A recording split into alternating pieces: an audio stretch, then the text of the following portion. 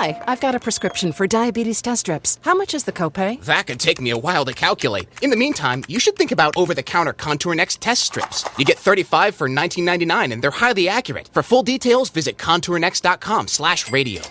Let's get the radio side started, and we are 5 seconds away from launching this rocket of woo tonight. Do me the favor, horns up, let's rock.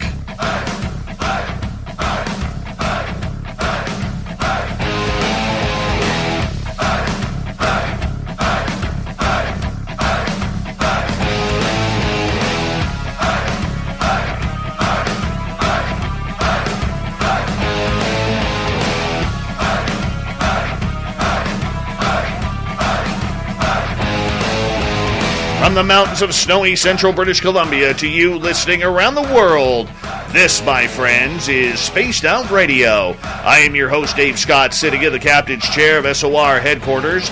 We welcome you to tonight's show on our terrestrial affiliates around North America, digitally on TalkStream Live, Revolution Radio, and KPNL.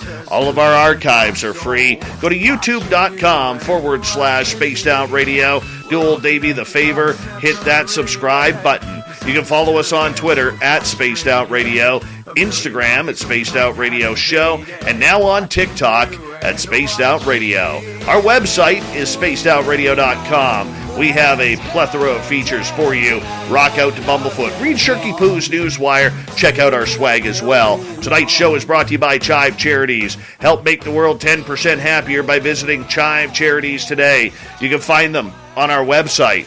We are going deep, deep, deep into the human consciousness tonight as Dr. Bob Davis has decided to join us and break down a lot of what is going on which we may not understand.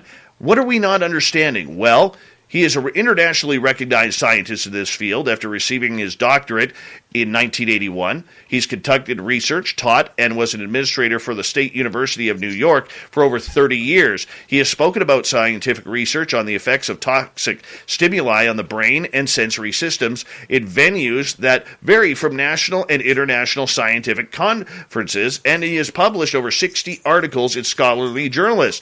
He has also written about human consciousness and the potential that it creates for the mind and humanity. He has written 3 books: The UFO Phenomena, Should I Believe? Yes, you should, Dr. Bob. Life After Death, An Analysis of Evidence. Yes, you should believe that too. And Unseen Forces, The Integration of Science, Reality, and You. And we're going to get into a great conversation with him tonight. Also joining us is Science Bob McGuire and experiencer Linda Noyes. Bob Davis, how you doing? Hi, Dave. Linda, thank you for joining us. I'm doing well, and if I may say, the answer to all your questions is a resounding yes. Yes. So I'm 1 for 1 tonight. 1 for 1. Good to see you guys. And Science Bob, I know there was a little snafu in our schedule. We originally last week for Science Bob and Friends had Dr. Davis scheduled, but he was like, no, I'm on the show next week, man. And it kind of got snafu'd, so I apologize to you for that, my friend. But we're glad you're here, and I know you wanted to attend this one. Oh, we're gonna be good. We had a great time discussing the NDAA and the UFOs, and now we've got Dr. Bob Davis and Linda to tell us about all sorts of stuff they've gotten their hands into. And, ooh, those hands are so far in, they're burning. Dr. Bob Davis, I want to start off with you tonight because, you are a big focus of what we're going to be talking about tonight. As a scientist and someone who is about the facts and where the evidence takes it, when did you decide that you wanted to go down this other road, which is a bone of contention with many of your colleagues? Well, I don't know if it was me who made that final decision, but obviously I did. I was always left-brained, read almanac books, played chess as a kid, you know what I mean? And then I struggled after I had 3 experiences after I retired. In a sense that it rocked my world and made me question reality and the scientific method, let alone Newtonian principles. You see 2 UFOs, you have a shared death experience, and you have a remarkable spiritual experience that's ineffable in nature. And you write books on the topic, you research it. you can't help but not try to figure out what's going on after the cork's out of the bottle. So it took me a while to talk about just this. And you see, it's a stigma. And but the only way to get this information out, I guess, is through a documentary. Who reads books, or at least my books these days. So that's why I'm working with Dave Beatty, and the Ndes is joining us too. And it's a pleasure. It's an honor. Dr. Davis, I'm going to get you to introduce Linda Ndes, and how does she play a role in this phenomena with you in your studies? Well, she provides a unique subjective issue. She's an experiencer on many levels, and she represents one piece of this extraordinary puzzle, this subjective one, and that's where we lack understanding the science of the subjective. We're far from that, let alone far from understanding the physical. So we need to integrate that in a new paradigm shift, if you may want to refer to it as, in order to try to better make sense of this. And the UAP and all the phenomena seem to be physical and non-physical, if you want to call it that. A psychic component, a consciousness component. It's a transpersonal event that results in a peak experience, whatever you want to call it. It changes the person's viewpoint. She provides that perspective, you see. And she's not alone. She's quite unique. And I learn from her. And I hope she learns from me as well as from Dave Beatty. We all work together in a sense and complement one another beautifully. So she provides that perspective, and she'll be part of the documentary. Very cool. And you know what, Linda, we're going to learn a little bit about you tonight, because you and I may have a lot in common. We may have a lot in common. But Dr. Science Bob, because I got to keep you guys straight tonight. Can't have two Dr. Bobs in the house. You know, why not? The more the merrier. It gets dangerous around here, man. It gets totally dangerous around here. But for you, you're somebody who recently, over the last couple of years has really opened up to this whole scientific study. When you see data the way Dr. Davis is starting to formulate, how excited do you get about this? So it's very exciting. So in the 1990s, while I was still working for Uncle Sam and traveling overseas, I visited Israel, working for the government. And this is the first time I will have ever talked about this publicly. I walked around Jerusalem and on the West Bank and came back into Jerusalem through the East Gate, and without a guide, suddenly found myself in front of the Church of the Holy Sepulchre, went inside, and had a supernatural experience with a dozen people in front of one of those rock tombs. And it was really, really unbelievable. Now, I'm not going to tell you about it. I'm going to tell you why. Not because I'm ashamed of it, because if I tell you about it, I'm going to be crying for 15 minutes because I can't tell this story without bawling. Just let's say it was a supernatural experience, and I had difficulty with it. Because I'm a scientist. My father was a Methodist minister, but I was an agnostic until I had this experience. And then after that, I was not. So then I went back and I did some, putting it aside and so forth. And then I ran into the evidence of UFOs and Richard Dolan and met Christopher Bledsoe and had amazing experiences with Chris Bledsoe of seeing UFOs and having a hitchhiker follow me home and so forth and so on. So in May of last year, I retired and said, I'm done with this stuff I've been doing, which I've done well, started 2 companies, published 100 papers, and published many more papers than that for Uncle Sam that are classified. And I'm going to follow this new road. Yeah. And Bob Davis has done a ton of publishing about things I care about investigating. And we see the science of consciousness being worked on by really, really, really interesting scientists like Hoffman and others and Davis. And so it's time for someone like me to dive in. And there we are. I'm honored to interview these people. And Dave, you and I, we love Dave Beatty. And the fact that he's involved with this with this documentary is a big deal to us All right. and to others. I want to get Linda in Yes, here for a indeed. minute. Linda, hello and welcome to Spaced Out Radio. Thank you for joining us. Thank you so much, Dave. Thank you. So you're an experiencer. Yeah. Of Oh, what- yeah. Since childhood, early childhood. Really? So for you, have you ran the gamut of everything from paranormal to UFOs to cryptids like fairies and maybe even Bigfoot? Because that's the energy you're giving off. That's funny. I wouldn't say Bigfoot. Never seen Bigfoot. But I have had a variety of different types of experiences, including telepathic, precognition, ghosts, different kinds of intelligences, I guess you would want to call it. Everything from spiritual to UFOs to things that look like ghost ships in Key Largo, which I saw with my boyfriend at the time, who was a captain on a vessel, and my daughter, who was 12 at the time. The three of us all saw something on the water. It has been, a very lonely journey for a long time.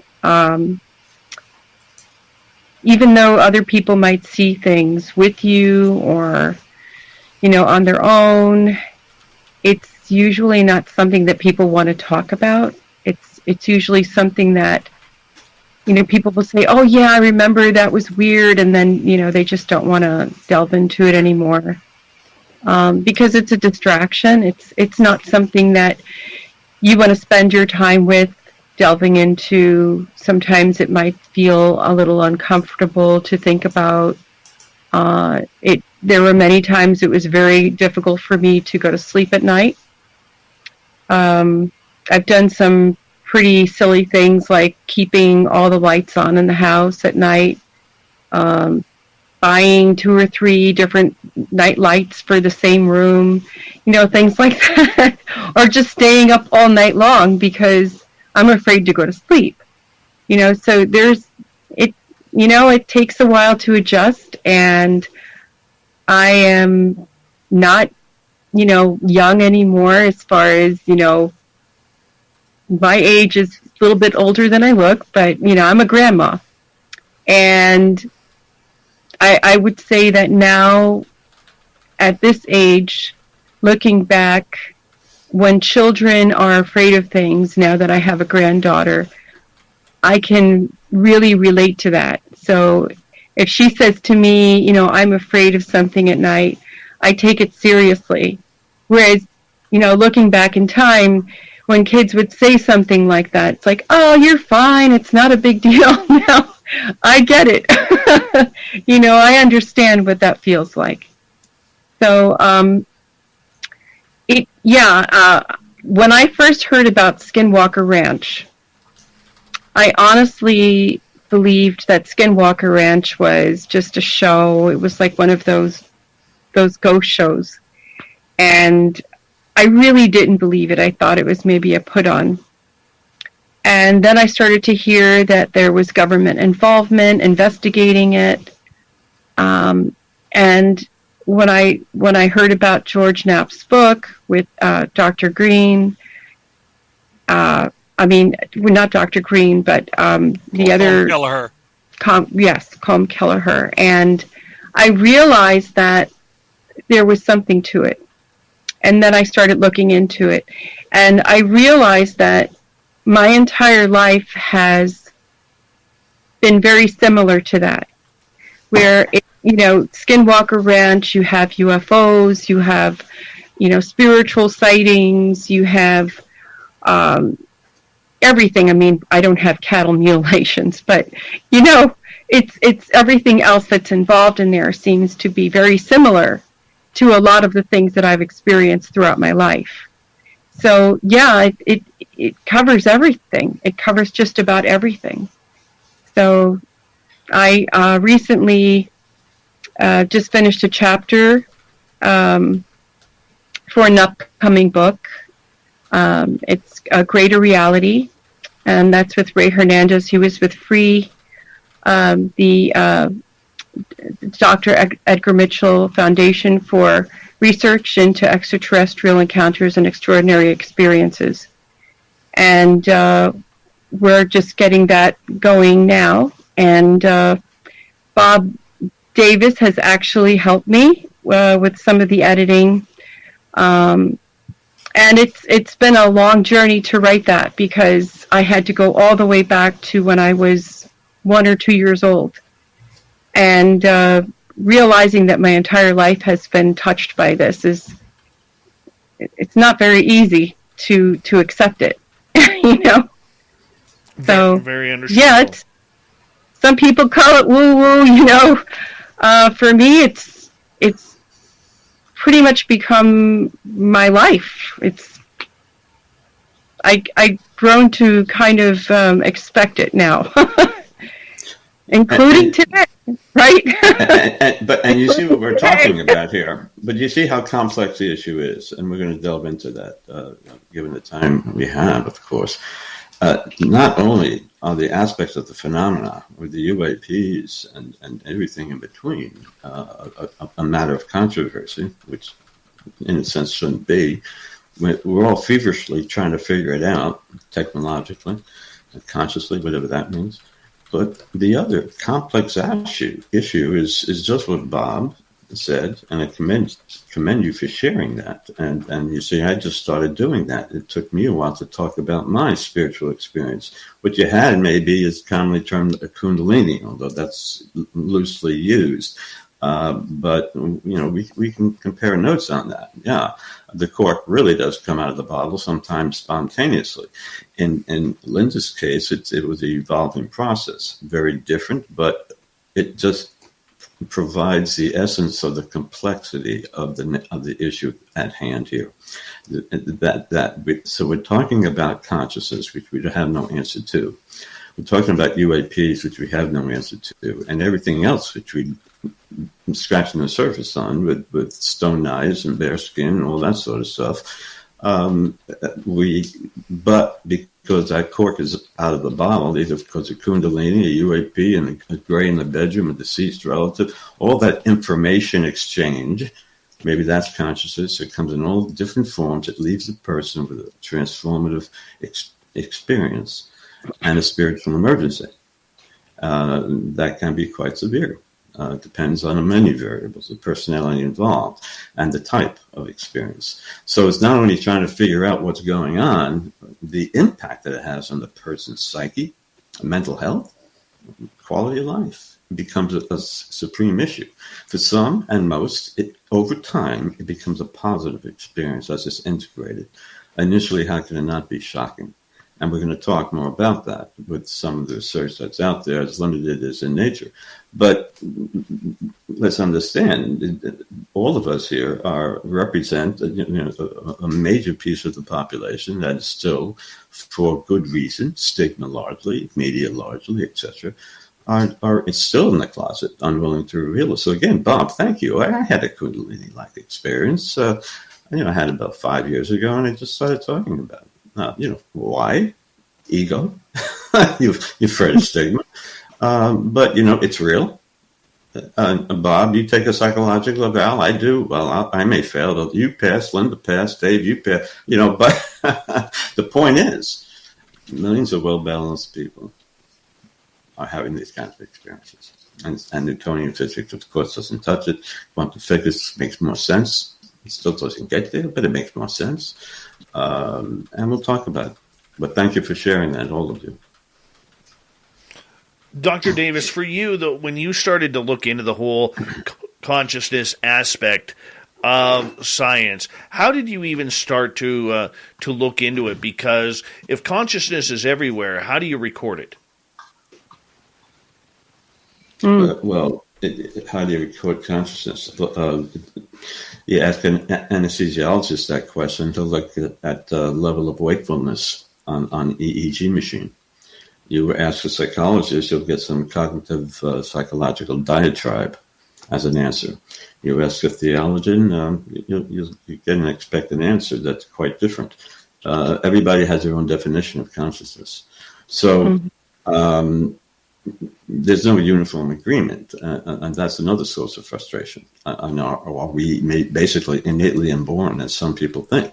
Some neuroscientists believe we have that God neuron. We all have that spiritual neuron that they quest for. They touch upon it, but no, it's way beyond that. We have spiritually, because since we've been writing on cave walls, we've been trying to figure things out.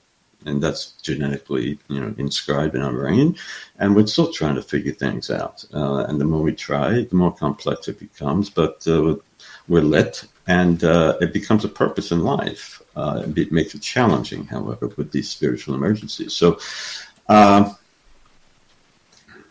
it's left brain versus right brain. I followed the scientific method like Bob for many years, and then bada bing. You can't deny it. You struggle. And that's the ego versus non-ego, and sense of knowingness versus what you learned from over the past 40, 50 years. It's a conflict. Intellectually, for more or some, it's more emotion or combination. Whatever it is, it's a transcendent effect. And for some, it requires the initial medication because of the anxiety-provoking issues it has. Linda, thank you for sharing that. I keep the light on myself. In fact, I'd move, given the experiences you have. But it takes time to talk about this because of the stigma. You can't. Gearheads know that some projects need so many parts, it feels like you need a whole storage unit just to store them. That's what eBay Motors' 122 million parts are for. Think of it as your virtual parts garage. They've always got the right fitment at the right prices. Use the eBay Motors app or visit ebaymotors.com. Let's ride. Keeping your tech teams on top of the latest developments is a monumental challenge. That's why over 60% of Fortune 100 companies count on the O'Reilly Learning Platform. See for yourself what O'Reilly can do for your teams. Visit O'Reilly.com for a demo. No, it follows. Exactly. It doesn't matter for you. No, it follows. I call it a hitchhiker, others call it a hitchhiker, whatever. It follows. It followed me from the first time I was with Chris to my temporary home, back to Virginia, where I was standing in a parking lot and saw UFOs and was talking to Dave on the phone about them. And then I moved to Alabama, and it followed me here, and I had orbs in my front yard. I mean, come on. I had weird lights on my carport. I sent Dave the pictures of these. I mean, there comes a time when you have to say, with technological devices, independent of your mind, can record what's going on, you're no longer full of what. There's something there, okay? And we don't know what it is. I think Penrose and Hammeroff are there, since Hammeroff is an anesthesiologist and he can measure how to turn on and off consciousness and can measure it. What I think he's actually turning on and off is the antenna that interact with whatever the consciousness field is. But we're making progress, but it's slow. This is like all the years before Galileo and all the years after Galileo before Newton and all the years after Newton before Einstein upset absolutely everything. And we're on this road, and we got to follow this road, do some science, do some spirituality, etc.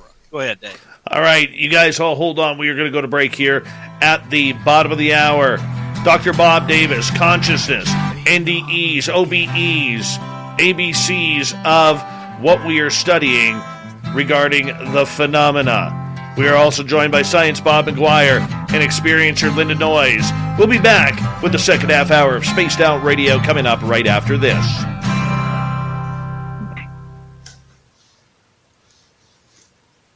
All right, we're clear. I'm glad I don't have any weird experiences like you guys. No, he only has aliens show up at the window during a radio show. He only has ghosts walking up and down the stairs in a barn. He only has aliens in a forest beckoning him to come, and he chickens out.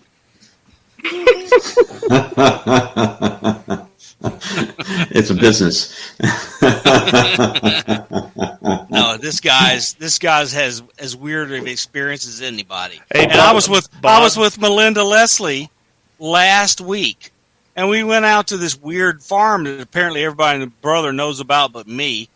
And she says, "Ooh, I'm feeling a weird field." And I look up and look over at this building, and a shadow figure walks by the windows. I mean, come on. It's just time to give up the BS and just say, okay, it's real. What can I do? Bob, don't forget the time about a year ago where I picked out the remote viewing man, shadow man, standing in front of your tree behind your window. And I felt it. And he picked out where the trees were in relation to me, and exactly. And then he calls me up and says, "I think we've been taken." And I went, "I don't have any memory of this. What are you talking about?" But later I became curious because I wear a Fitbit. Oh, and this is good. Save this for the show. And the Fitbit says, we've done it, but we will. And the Fitbit says, I was awake and moving around for 3 hours that I have no memory of. Yeah. Then you know. I will tell. So Jonathan Davies has asked this question, and there's dozens of people that are now having this Fitbit experience, and I intend to do some science. Well, that goes back to your Dave's question. You know, how do you kind of measure it in a way? That's one way, of course, just to confirm the situation in a sense that something highly unusual happened. Yeah, how do you explain it? Exactly. This is good. This is good stuff. Where do you guys want to go? Have any ideas? Well, we definitely want to give you time to talk about the upcoming documentary. And so but look, Bob, you changed your life and went woo. You were with Free. You published this amazing study, the largest study ever conducted on certain topics. We want you to cover that. And in addition to that, you've written 3 brilliant books. And, you know, I don't agree with every word in them, but they're opening my mind. And I would change the first book a lot. Yeah, UFO book you definitely want to change. But the life after death, here's the evidence. We need to go over that evidence and what you found. Okay, just do it at our own pace, whatever pace Dave sets. We cover these topics. We've done our job. We're going to run out of time. We won't get through all of it, and you'll have to come back. Okay. All I know is you guys, all 3 of you, are a bunch of weirdos, and I'm glad I'm not part of that. I blame Dave for getting me all the way into the deep end. So we were I was helping out Chris Bledsoe making a PowerPoint for UFOCon because he was a little worried about it. So I helped him put his slideshow together. And I went out to UFOCon, and Dave walks up to me and says, "We got to know each other." And here I am. Yeah. Wow. So you've had the hitchhiker. Oh, my Lord. My hitchhiker came home with us. It sprayed water out of the middle of the air in my wife's face and my face. And then after I accepted it and made a positive statement that I was going to accept it and work on it to relevant people, my wife was healed from her stroke. You think I'm a doubter? No. Her neurologist cannot find the lesion. Yeah. I mean, come on. Yeah. What the F? Wow. Yeah. Told her, don't come back to me. I can't even find the lesion. And released her forever. All right, guys. But why her? 45 why seconds. just her? We don't know. Why we don't have a? It's not predictable. That's the real thing. Right. You know the problem. It's not repeatable. It's not predictable. It's not measurable. This So is we good. have an issue with scientists. But Yeah. we do have an angle of measurement now in the Fitbits. Yeah, I agree. Hold on one second. I agree. Thank you, Cat And Chaser. other thing. Thank you, Science Bob and Smithy, for the amazing super chats. It's a great way to support what we do on this show. Thank you to our new subscribers on YouTube and TikTok. We really do appreciate that. And all the veterans who are tuned on in, we love you. You always have a safe home here on Spaced Out Radio. Here comes the second half hour of the show.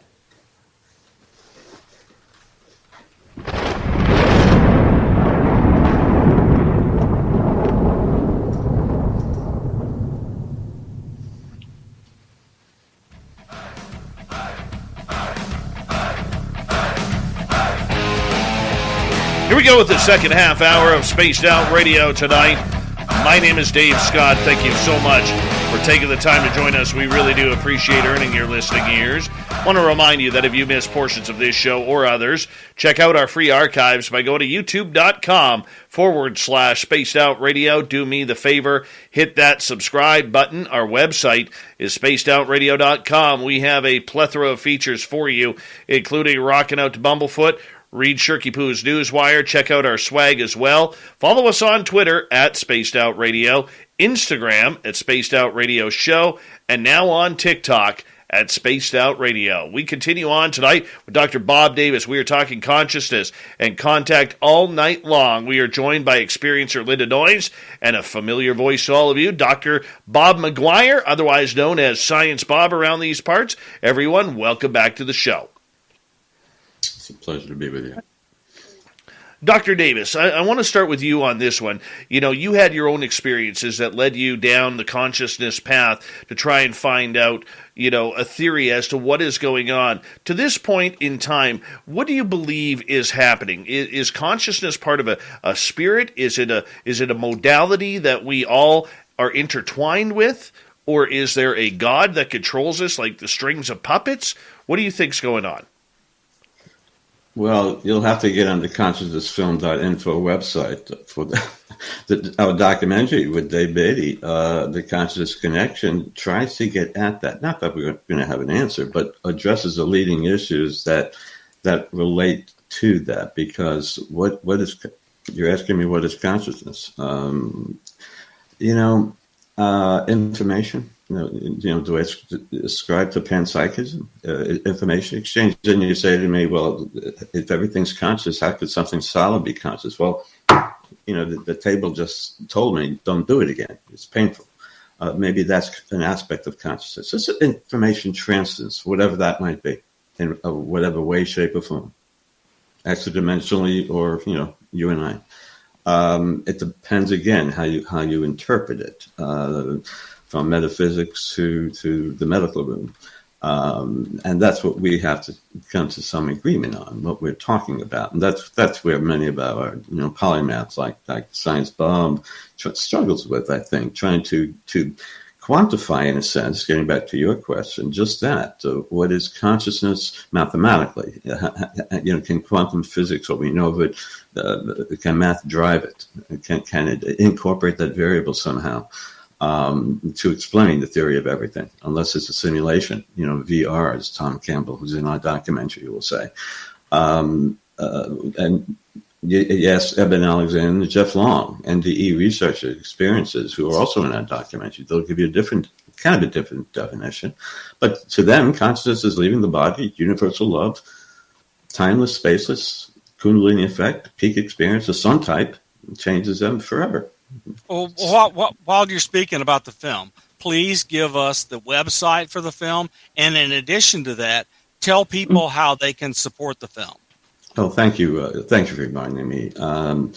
Again, consciousnessfilm.info provides sufficient information about the discussion of the topic areas in the film. We're going to have leading scientists across many disciplines, like Diane Hennessy-Powell, who does her scientific research at extrasensory perception with autistic savants.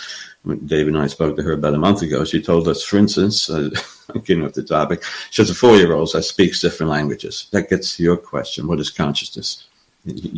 Tell me that's a brain process, among other related matters. These autistic savants are quite unique. Gary Nolan is going to be in our documentary. Let's talk about him. David Luke, let's talk about him later. The list goes on and on, showing essentially that consciousness exists at every level. Meaning what? The information exchange between the subatomic particles to the cosmological, let alone human to physical system interaction. We exert influence more than we can think. Maybe that's consciousness, using that information stronger, greater intention, maybe to eventually our potential, to use it to humanity's potential, to heal. Maybe that's an aspect of consciousness. We're scratching the surface very frustratingly. I don't know how long it's going to take, but we need that paradigm shift to get more scientists like Science Bob involved in just this. It took him, however, a spiritual transformative experience, and Linda Noyce too, to get through life. Look where it led them. Look where it led Edgar Mitchell he had his transformative experience. He formed the ions. William Shatner cries when he comes back down to Earth. He's never the same. He had that consciousness aspect to it. It's a kundalini. Your philosophical personal values have changed in many important ways from that moment forward. But we talk about that, whether it's the UAPs, Grant Cameron will be in the documentary, to Dean Wade talking about ESP, the consciousness there, how mental intention influences human-to-human interaction. The point is, we demonstrate that at every level, and we need support. Obviously, there's the awkward aspect of being a co-producer. How else to get this important message out there, other than to have a lot of money? Whatever you can do to support it, if you resonate with it, and thank you for your contributions. It's desirable as long as it gives you pleasure. I'm not begging for money here. You must resonate and appreciate what you're doing. Then it makes sense to me. It would go to a good cause. Let's just put it that way. You're trying to get at the issue to wake up people. You see, the cork's out of our bottle for different reasons, in a different way. We got a long way to go, but the general public need to be informed of this. Is there a specific giving URL, or just go to the film URL and they'll find it? The URL of the film, consciousnessfilm.info, which also includes a trailer and a list of the participants. Not all are included there, but enough of the experts and experiencers. Again, we're bringing in the physics, the science of the physical with the science as best as possible with subjective. Like Brenda Dunn, Roger Nelson can be into the Global Consciousness Project. Consciousness exists on the global scale. People need to be aware of this, but they're not going to realize it unless they get into the scientific literature. We'll get into that further, but it's in there in the film website. Yes. Linda, where do you stand on everything with consciousness? Because as someone who has gone through a lot of experiences myself, I know the confusion that goes along with trying to put these puzzle pieces together. And as I've explained before on this show, it's like trying to solve a puzzle where every piece is gray and upside down. You don't get the colored side trying to figure everything out. So for you, as you have tried to solve your own mysteries as to what's going on, how has it been different for you that Dr. Davis has kind of hooked up with you to use you as a study, so to speak, in order to try and figure out the information and put these puzzle pieces together? So from each experience that I've had, there seems to be, and I agree with Dr. Davis, and it's a form of information. So, but it's also an intelligence, and there's something with intention going on. So with each experience, there has always been intention from this source. Whoever it is, whatever it is showing intention. And there also seems to be purpose. There's always a purpose. There's always an intention going on. So it's finding out who it is, what it is. And I had a thing happen today that was quite upsetting, because it involved an old lady that she passed away. And it was the mother-in-law of a client that I was going to do a party for. And I was sitting, working on my chapter, doing some editing. Part of my chapter where I'm speaking about an incident where my sister and I and my cousins witnessed a UFO in Maracaibo, Venezuela in July of 1976. And we saw this UFO deliberately submerge itself into the ocean, into the sea. And so I was working on some of, proofreading that part of the chapter.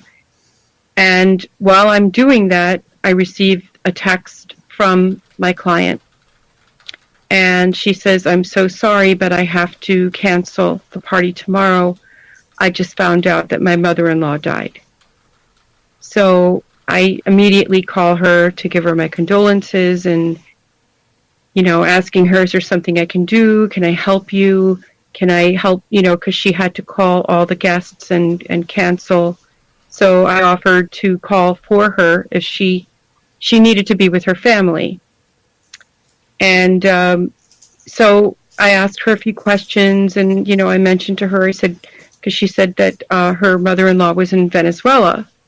And I said, "Oh, wow." I was just thinking, I was just writing about this.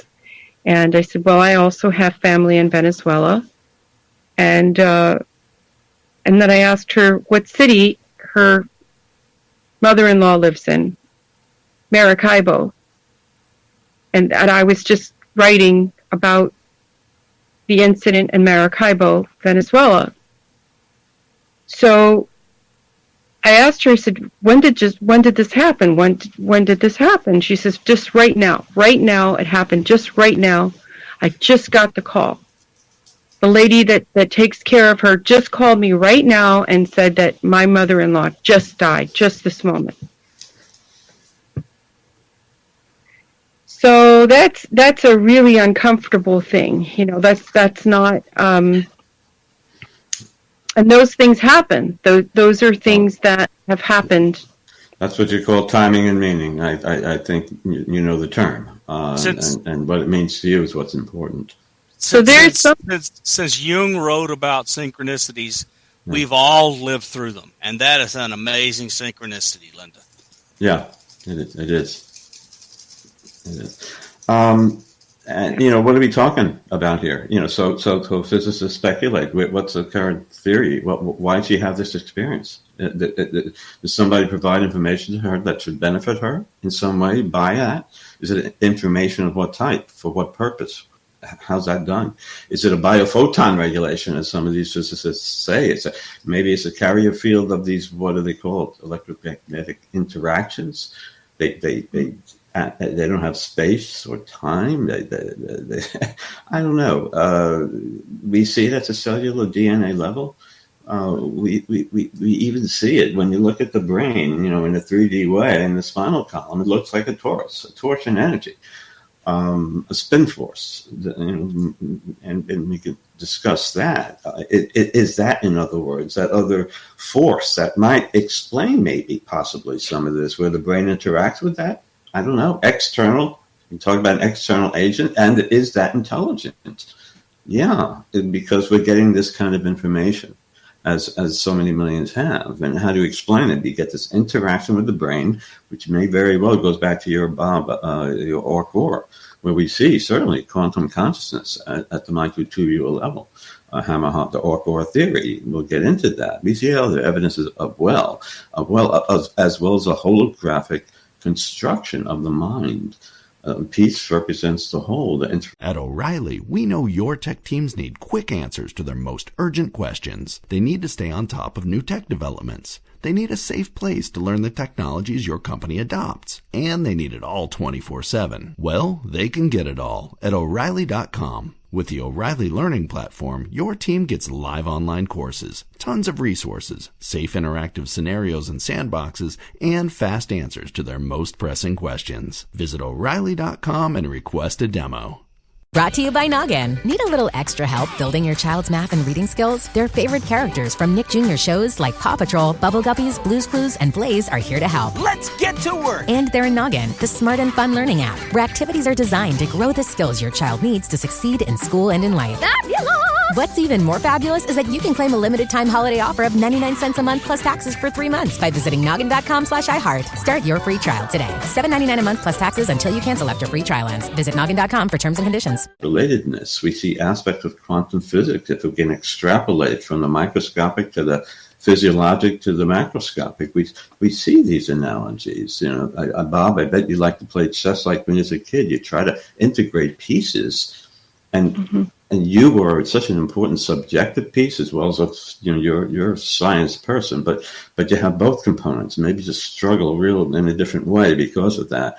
It really goes at odds with your science background, trying to figure it out, but it also lights you up with passion, trying to figure it out in your unique way, and I commend you for that. But then you have Linda, who's well, what are we going to do? Do we look at Bob? Do we have an answer with torsion energy? Is that the biofield that does it facilitate the anomalous events we're talking about that's associated with consciousness? Is it a real force that needs to be integrated into physics? I think we need to look at the holographic universe incorporates that. A holographic concept of consciousness integrates that.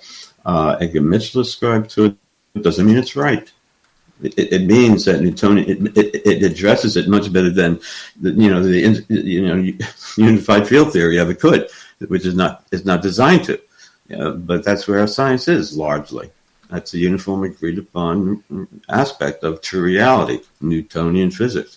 That's why we need that paradigm shift to explain these things. Look at the impact it has on millions of people.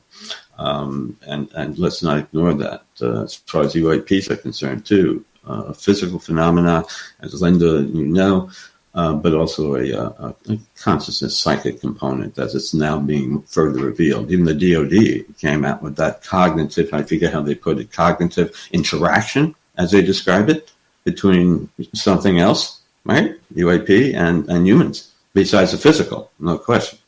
But they acknowledge it. I'm sure they threw Ingo Swann and others at it and all whatever tech they could to figure it out, and they still can't. But people like Linda need to be heard, and there's something else significant going on, and gives us an aspect of maybe what true reality is all about. The point is, how do you be patient, waiting for an answer? Right. Well, there may not be an answer. Linda, I want to ask. Before you go, Dave, I want to point out to our audiences, Bob and I have been talking about technical things, especially the people on the radio, could not see Linda's emotional response to telling us that story of the interesting synchronicity she had with a person passing away in Maracaibo. And it was palpable, Linda. You could see the emotion on your face. And this is what is ridiculously hard for technical, physical scientists to capture. But we got to be sensitive. Dave, go ahead. Well, I was going to ask Linda, for every experiencer out there, we all want to be taken seriously. We all want to be believed. We want people of Dr. Davis and Science Bob's acumen to be, believing our story, even though it is only anecdotal. How have you changed since Bob Davis came into your life to study you and the phenomena that surrounds you?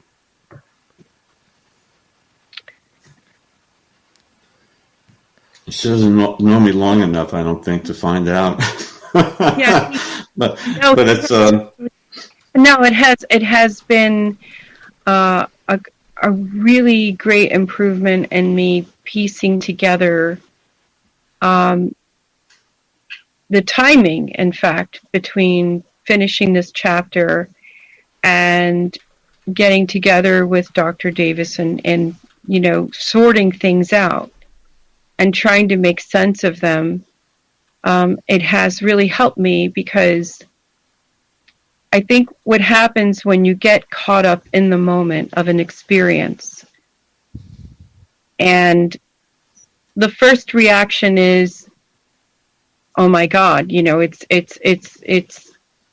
there's fear, there's shock, there's all this turmoil in your mind, because you're looking at something that you can't believe it's real. You can't believe it's really happening. And then you have to sit with it, and you need to sort it out, and sometimes you need to talk to people that will understand and not mock you, not ridicule you. They'll help you to sort it out and try to make sense of it and try to figure out what is it trying to communicate to you. And today, that's exactly what we talked about. Dr. Davis said to me, listen, maybe this was, even though it was a horrible way, for everyone, for this family, and for you to hear this, that somebody passed away that's dear to this family. And at the same time, it's a realization of something trying to say to you that this is a real thing. So maybe the synchronicity was a way of saying, this was a real thing that you saw. This is not fake. It's not human. It has to do with something beyond what we can understand. And in a way, it's also like saying, where we said, in the other realm, this grandma, she must be a great grandma, right? Mom, great grandma, grandma. She's not gone. She's in another realm. She's in another dimension. She's living in another way. We just can't see her, right? So maybe this is a message of saying, what we see in front of us is not all there is. There's something else besides just this. Mm-hmm. Maybe that's the message. Maybe it's, we're not just here for this. There's another place we go to. This isn't just the end, So it has helped me to sort a lot of my experiences out and kind of measure them, where before I was just looking at them and saying, wow, what do I do with this? What do I do with it? But also learning of other people's experiences. And since the people in the military have come forward, and I have to say, I'm so thankful to them for being courageous and coming out and telling everyone what they have seen, for me, it was one of the greatest validations that I actually feel I'm not crazy. Now I know I'm not crazy, and I know, they've been going through their own thing. They've been through their own thing like this, where you have the actual experience and you have the nuts and bolts. But beyond the nuts and bolts of any experience, you have the psychic phenomenon going on. You have the incidence of hitchhiker effect, where somehow after an experience, maybe if somebody's with you, now that person starts experiencing things that they had never experienced before. It's almost as if it's like a cold, like you're spreading your cold to somebody else. I don't know how it's working. I don't know how that happens, but it's some kind of an intention, a communication, an intelligence, and an intent. There's an intent there. It's like something's trying to communicate with us. And, I think after all of these experiences and then seeing this happening to people that are in the services, we have to pay attention. Somebody's trying to say something to us, and we can't ignore it. It's definitely something there. And, working with Dr. Davis has tried, I've actually been able to put things in a better perspective and look at each experience. And he's made me question, well, what do you mean? Elaborate on that. And where does this go? What are you thinking of this? And I didn't do that before. And sometimes we need somebody to do that. And on that note, I'm going to get you all to hold on because we're going to wrap up hour number 1 here on Spaced Out Radio. Consciousness, ETs, UFOs, NDEs, OBEs. Where does it all go and what does it all mean? Joining us tonight, Dr. Bob Davis, who has a documentary coming out on this very subject with Dave Beatty very, very soon. And we have Science Bob McGuire with us, as you know his voice. And, of course, Linda Noyes, lifelong experiencer, breaking down what she has gone through during this wonderful, weird, yet epic lifetime. Consciousness Talk continues on Spaced Out Radio when we return for hour number 2.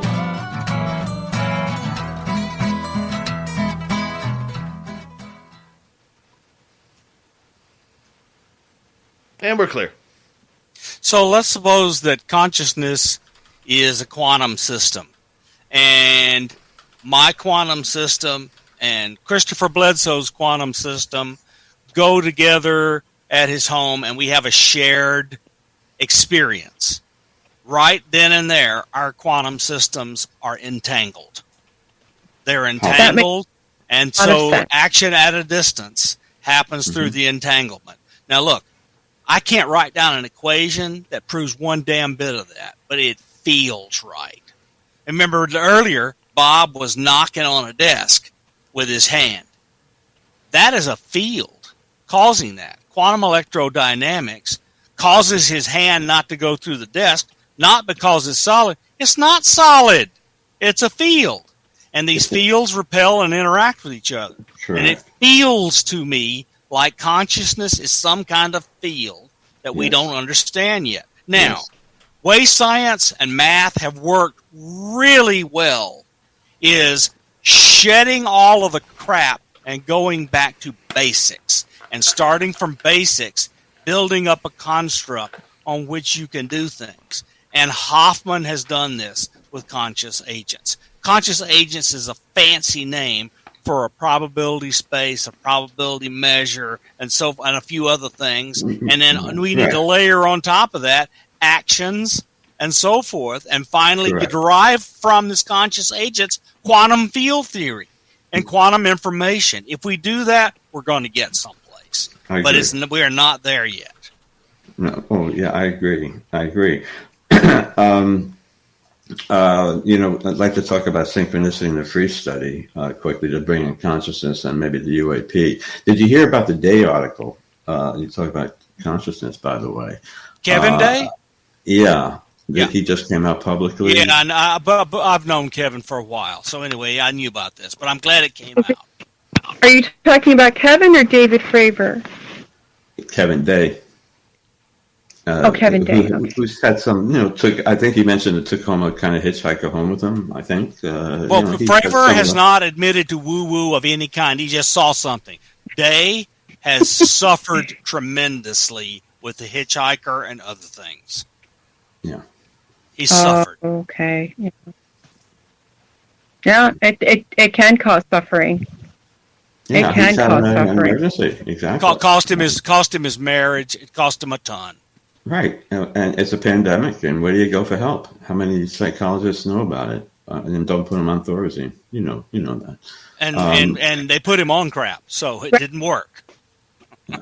Just going to a little restroom break.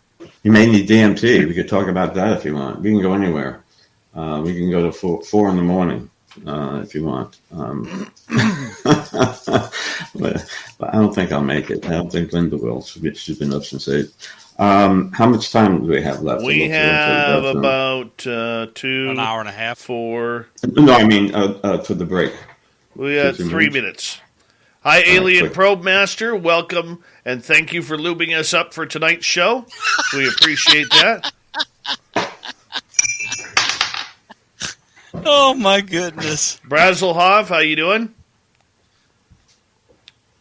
He uses that special kind of lube. Just shimmies on in there, nice and easy. Astroglide. Yeah. Alien Probe Master, he uses the shimmy. Just like a fishtail.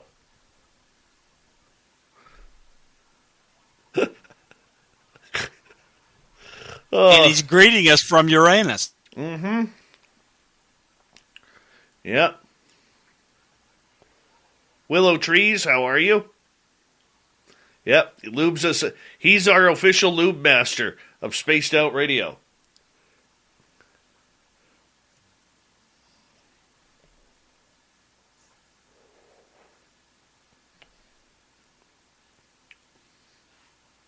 I'm glad you're here, Science Bob. You put yourself on mute there, Bob. Oh, there's lovely Linda Noyes. There she is.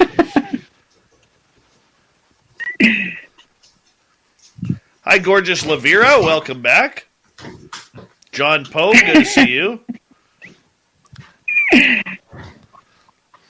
And there is Kronos and gorgeous Katie and 11. Welcome. Katie, haven't seen you in a while. 11, it's been about 10 days or so. Nice to have you back. Hard to believe my brain remembers this. It shouldn't. Tim McCart, how are you?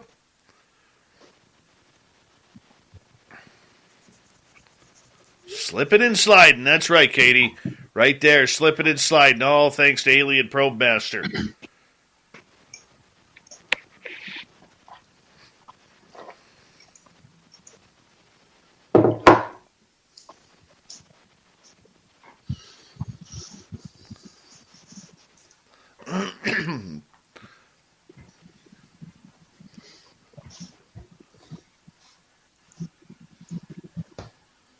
We've got about 40 seconds here. Hello there. Hey, Clam. How are you? Apollo 11. Nice to have you here. Jonathan Davies. There's Jonathan. Good morning to you, buddy. Larry A. Nice to have you here. Want to say a big thank you to Cat Chaser Times 2, Science Bob, and Smithy for the incredible super chats, as we are very, very thankful. It's a great way to support what we do on this show. And a big thank you to all the veterans tuning in. Don't forget, you can do some Christmas shopping on our website, spacedoutradio.com/shop. Here we go. You're listening to Spaced Out Radio with Dave Scott. Follow Dave on Twitter at Spaced Out Radio and on Facebook, Spaced Out Radio Show. Hour number 2 of Spaced Out Radio is underway tonight. My name is Dave Scott. Thank you so much for taking the time to join us. We really do appreciate earning your listening ears wherever you are in this beautiful planet we call Earth. Hello to everyone listening in on our terrestrial affiliates around North America and digitally on KPNL, Revolution Radio, and TalkStream Live. All of our archives are free. Go to youtube.com/Spaced Out Radio. Do old Davey the favor, hit that subscribe button. The Desert Clam has set the password for tonight in the SOR Space Travelers Club. What do you got for us, Clam? Demogenic. Demogenic is your password. Use it wisely, Space Travelers, as the Clam sets the password each and every night right here on Spaced Out Radio. Our website is spacedoutradio.com. We have a plethora of features for you. Rock out to Bumblefoot, read Shirky Poo's Newswire. Check out our swag as well. Follow us on Twitter at Spaced Out Radio, Instagram at Spaced Out Radio Show, and on TikTok at Spaced Out Radio. Let's continue on tonight with Dr. Bob Davis. He is here to talk about all levels of consciousness so we can break it down, understand, and maybe even test out what is going on in this world with people who are having some extraordinary experiences. Also joining us is experiencer Linda Noyes, who is a test subject of Bob Davis's, and Science Bob is here, Dr. Bob McGuire, to join us. How you guys doing? Fine, thank you. All right, let's continue on with hour number 2. Okay, right now. Just kidding. Oh, hey, you got a kid every now and again. This is Spaced Out Radio. We got to woo it up a little bit. We have to. That's kind of what we do around here.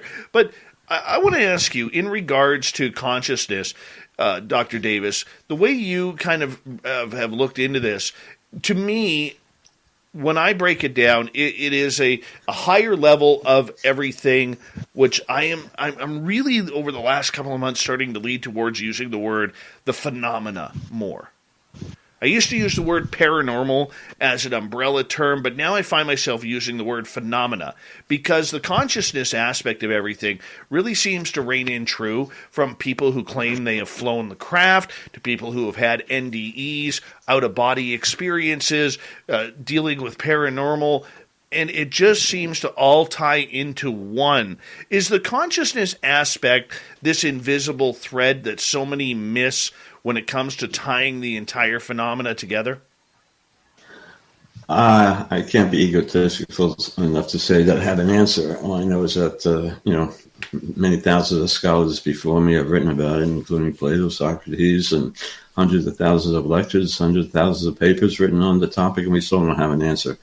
That says something about consciousness. Consciousness trying to find itself.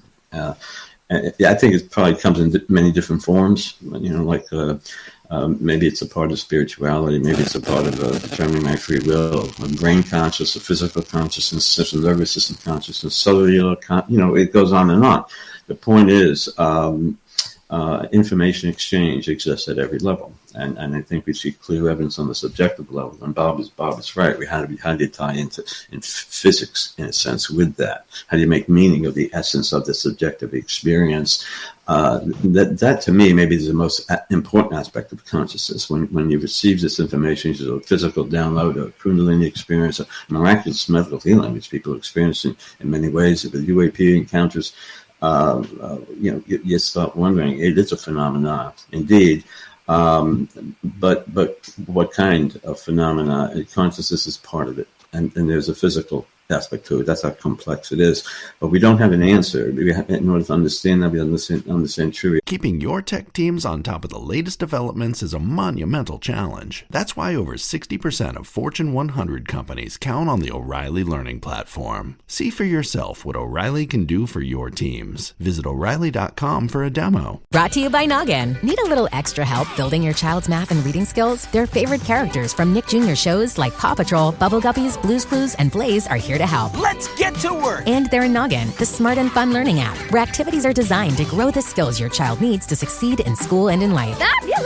What's even more fabulous is that you can claim a limited time holiday offer of 99 cents a month plus taxes for 3 months by visiting noggin.com/iHeart. Start your free trial today. $7.99 a month plus taxes until you cancel after free trial ends. Visit noggin.com for terms and conditions. Reality, we're far from that, but something is interacting with us. It is an intelligence. It is an intelligence, and we saw that in this study with 3. I joined it because I saw 3,500 people who filled out 600 questions. So questions about what their experience was like when they interacted with the UAP or non-human intelligence. From a subjective perspective, we included the physical. Survey-based, they said they were conscious, they said they were normal. Certain percentages are not, of course, but 3,500 people. Important messages were sent. I saw the data there. I said, wow. I was a scientist my whole life. I wrote articles my whole life. It's right up my alley. I'm curious about the topic. I have an opportunity to contribute to science in this way. So I did. And I wrote the article. Ray Hernandez developed it. I helped to develop with Kenneth Ring, and it was a survey instrument. And then Russ Galpone and I wrote it. And it was published in the Journal of Scientific Exploration. But it did provide a different aspect of an issue of consciousness that's associated with the UAP. And believe me, it is a physical issue too, but it is also a consciousness component, because most of the people who interact with the phenomenon say it's like an out-of-body experience being floated up into a matrix-like reality. Matrix-like reality, non-3D. We don't have the words for 4 or 5D, right? So their stories sound esoteric. It's hard to put into words. It's ineffable. The brain's not designed to do it. It's 3D based. So it's hard to interpret some of the qualitative responses we hear when people do interact with that alternate realm, whatever it might be. Again, I don't want to go into the multiverse and all those other theories because we know that. The point is there's something else beyond what's in front of your face. But people are sensing, they're visualizing, they're communicating with these non-human entities more frequently that when they're not in association with the UAP. You see? Okay. When you see a UAP, of course you can be, and they are. And people do report, but a minority, maybe 10, 20% report that they're physically relocated to a craft. Here's a big black guys, and they're doing something to the reproductive organs, right? Sometimes horrific, sometimes not. But the initial experiences are negative. How can it not be? And the larger picture is as the negative experience of the alien abduction phenomena, which Mac disagreed with, and our paper showed that it's not largely negative. Initially it is, of course, but over time people do adopt to it, and they want it. A good subset of the population, about 1,800 people, 90% who had interactions more than 10 times with non-human entities, did not want their interactions to stop. Says something. And incorporate that in physics. That sense of expanded consciousness, the feeling of bliss, the unconditional love. People have it when they have the NDEs. People are not in a negative way too. Let's not forget that. But over time, you see, when we did our study, we broke it down by number of abduction experiences. And those that responded, 1 or 2, largely negative. Well, that's what Hopkins saw. That's what the other hypnotic regressionists saw. So they painted the picture that it was largely negative in interaction with the UAP, largely negative, because when people went them for help, and I commend them for the help that they provided these people, for the most part, I think they came to the wrong conclusion because they only saw people in a spiritual emergency after 1 or 2 times of their abduction. Over time, the people who had 10 or more, 20 times, they don't want it to end. What is that? The telepathic consciousness they have, that kind of information exchange that we all hear.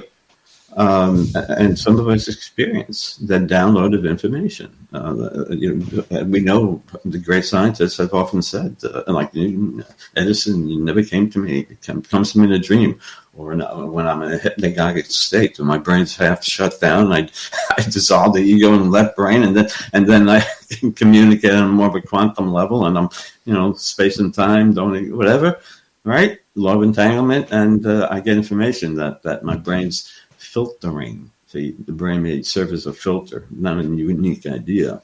It impedes our ability to sense true reality. Okay, it's a possibility.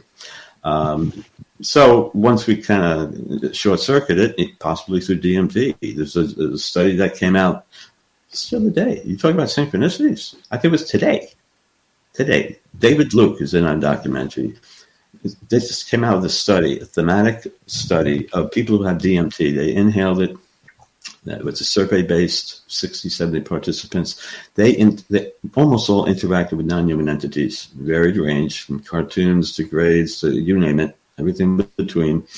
Point is, what got me most out of lengthy article, commend him for his efforts, they interacted with benevolent personality, the essence of the experience. They felt love, you see? Now, that's not always there, but why? Why do people say it's a positive outcome in our free study?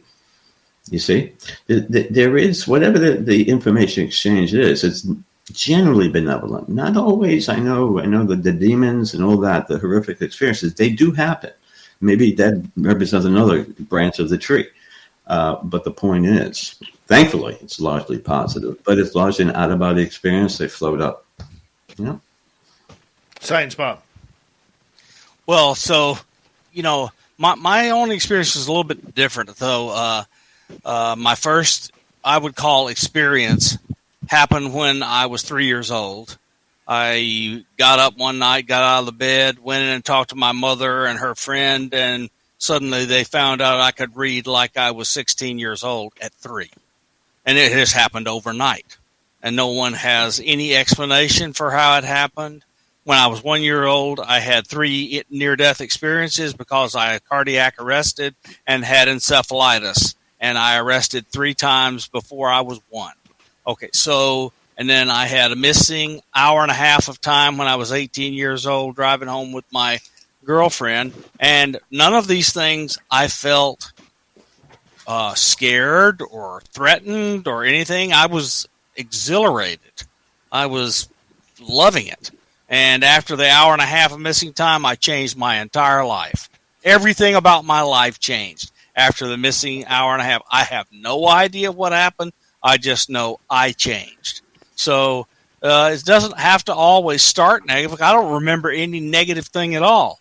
The experiences I've had, none of them have been negative. Have I had paranormal experience? Yes, I went to a ghost tour at the Avenel House in Bedford, Virginia, and we had disembodied voices and people walking around.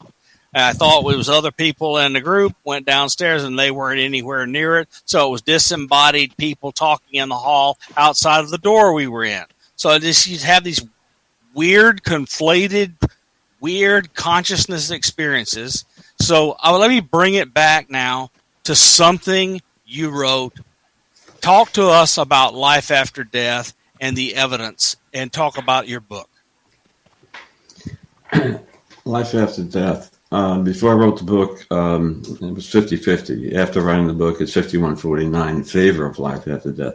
Now it's more, a lot more. The more you go down the rabbit hole, the more you learn. I wrote it basically for the academic population.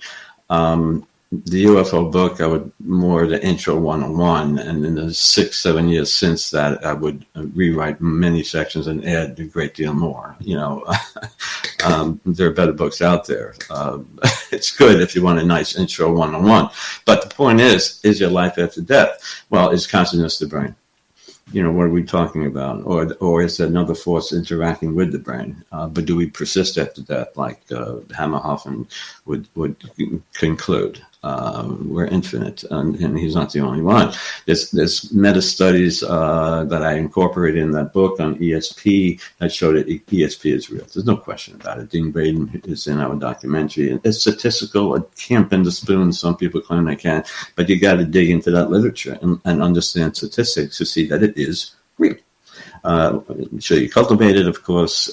Human potential could advance tremendously if we could understand it and develop it for humanity's benefit, and there seems to be potential in that regard.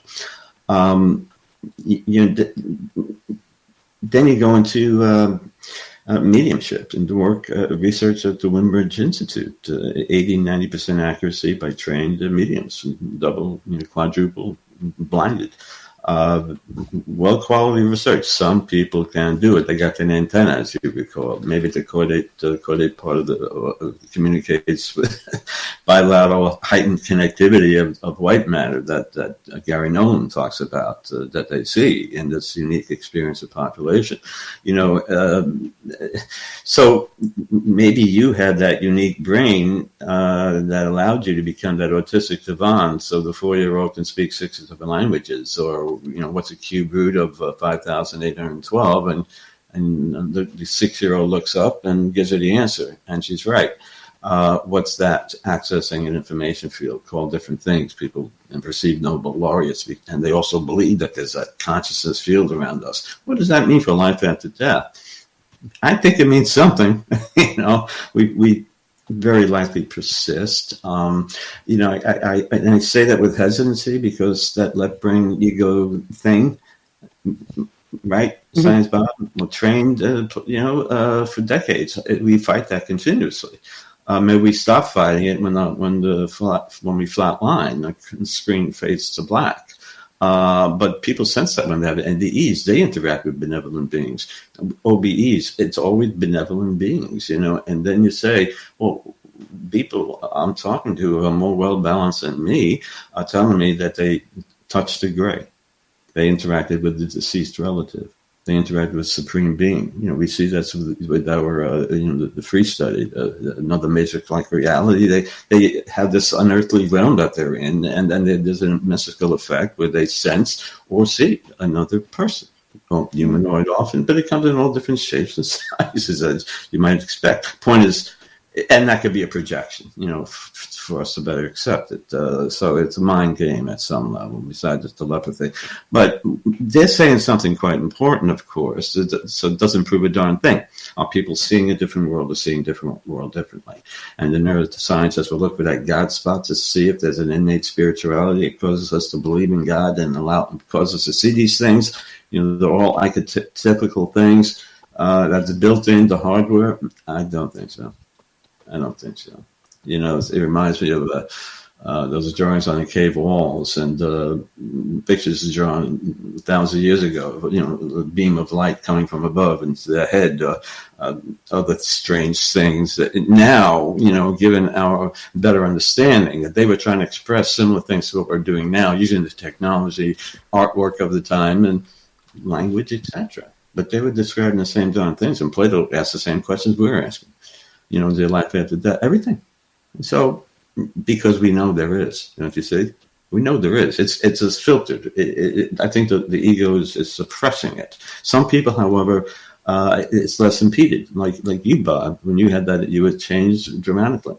How many different types, millions of people have changed dramatically overnight. Linda's a slow evolving process, but she's very different now as a person because of it. In some ways, good. I have a lot more to learn about Linda's unique experience. She's a beautiful person, brilliant, extremely talented professional, and this is a member of our society. How many millions we have? I can't tell you how many lawyers who are experiences. I think part of the Gillibrand Amendment that's going to go through, that's good, finally, for what it's worth. Like, there's a lot of experiences in politics now who are driving it through. They're not going to come out of the closet. The Navy's on board because their pilots are reporting it every day. So, and a little spoon feed, it's better good than not, but it's a long way away from getting at the answers to life after death. It's consciousness, the brain, or does the brain is giving rise from consciousness, which probably makes more sense. Very much so, and I can see where that study is going. Linda, I want to bring you in here as we got about 4 minutes to go here.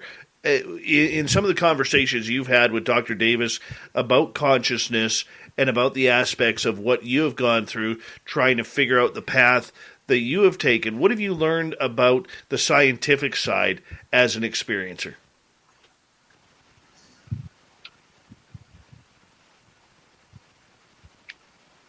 I realize that it does have to do with quantum physics, and I've begun to delve into quantum physics, quantum mechanics to find answers, because as Science Bob said, it's definitely having to do with entanglement, and I believe that might explain how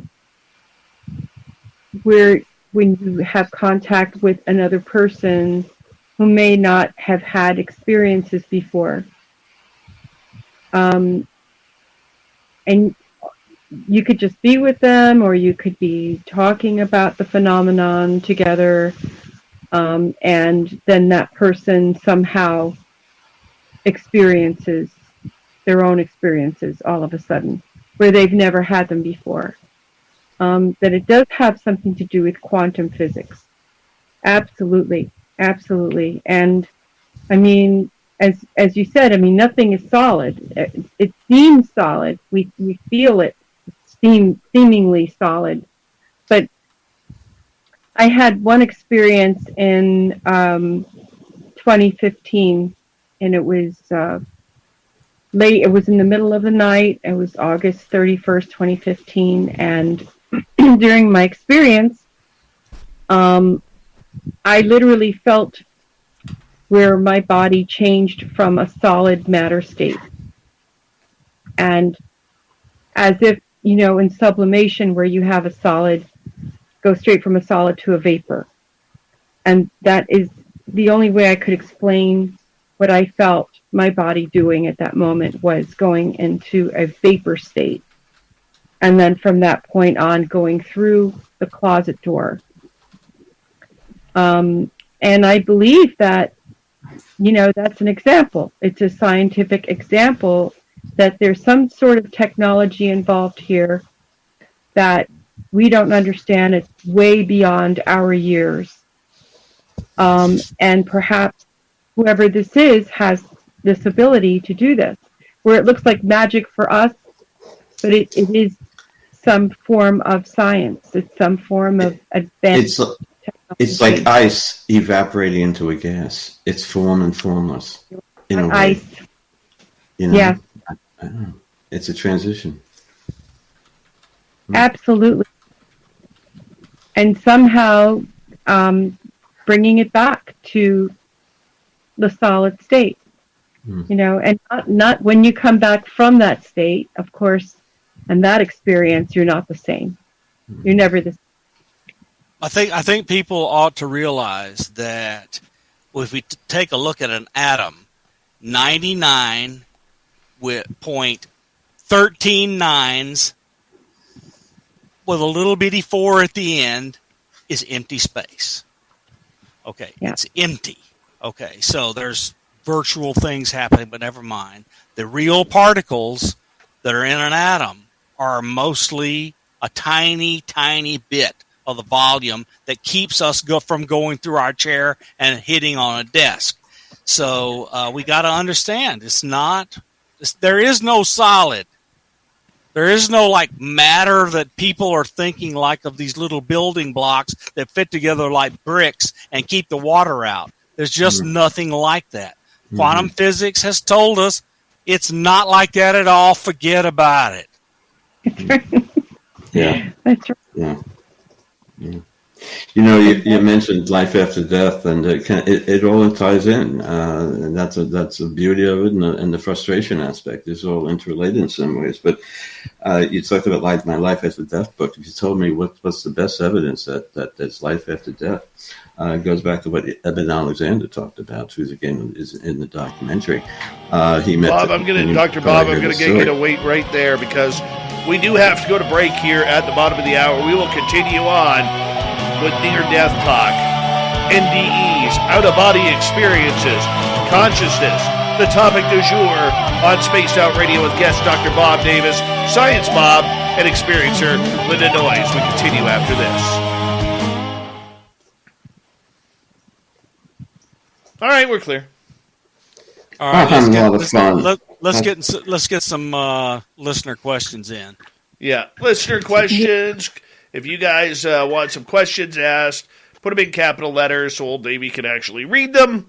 We'd appreciate that. Thank you very much. They'll start coming in. Yeah, Julie's been cracking the whip, telling them to put it in all caps. She's vicious, that gorgeous Jules. Yeah, she's my Bama buddy. Vicious.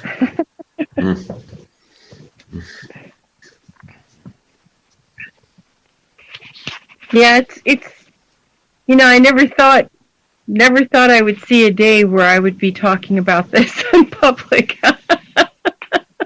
Yeah, I mean, look, before I went and had my experiences with Chris Bledsoe, I had a top secret special intelligence clearance, and I wasn't talking about anything like this.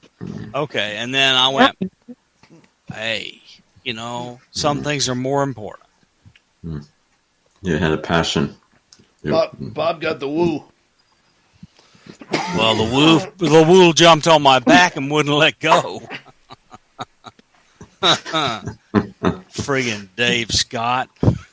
Yeah, blame me. Blame me. I don't know how much I've been able to be blamed by you, but that's okay. We'll accept it. It's with love. With love. So, Dave, it's with love. You haven't had... I haven't had which... Dave, you haven't had experiences? Oh, Lord, yes. Oh, my God, yes. Let's see. I've been... Where do I start? I've had interaction with the Angel of Death twice. I've been a channeler. I have been face-to-face with aliens twice, consciously. Awake, and standing in front of them. Yeah. I've seen about 140 UFOs over my time. I know I've been taken. Wow. I know I've been taken about 8 times that I can recall. The last Streaming only on Peacock, a new original comedy. Me in a punk band? We Are Lady Parts. A confused mix of hash anthems and sour girl power. He puked all over the front row. Ew. We Are Lady Parts. All episodes streaming now, only on Peacock. Your teams need to master new technologies fast, and they need answers to pressing problems right now. Don't stress. With O'Reilly, your tech teams can learn what they need and get back to work fast. Visit O'Reilly.com for a demo. That's O'Reilly.com. This time was with Science Bob. For which I had no recall, but I had physical proof. Yeah. What else can I tell you? I used to be able to summon. I can't do that anymore. I do a radio show to talk about all this because I'm a journalist by trade. And Profession. It's a profession. It's a trade. I went to technical school. I went to BCIT, man. That's a technical school. It's a trade. It's a profession. You're a professional. Thank you. And let's see, I've had multiple experiences with ghosts. I've seen 2 Sasquatch and 1 little wood nymph. I don't know what else to call it. So it's been an interesting life since my happily boring life ended at 38 years old. Yep. And So my question is, why with all of these experiences that we're having, and people ask me, are you into really the CE5 thing? In a way, I find it fun, like a fun idea, but in the other way, I feel like, why would I do that? Mm-hmm. I don't need to do that. For me, it's look, I'm curious. I want to see shit and get it on film. For me, I started this radio show because I didn't know where to turn, and I needed some answers. And, like with the black triangles I saw, both of them were much different than what everybody else has seen. Like, everything that I've seen has always been like a fraction different. And I can't get an answer or pictures or diagrams of anything that I have seen. And I got frustrated. So, that's my woo. So when was the last time you guys had an experience? Last summer, all the Blink 2 cameras around my house had orbs floating in around them. And I knew they were there because I could see them going past my window in my living room while I was watching television. So I turned on my Blink camera, and there were these orbs in a triangle bouncing up and down. And I went, well, I wonder if those are bugs that are being illuminated by the IR. We're about to come back here. Hold on. Sorry, guys. Okay.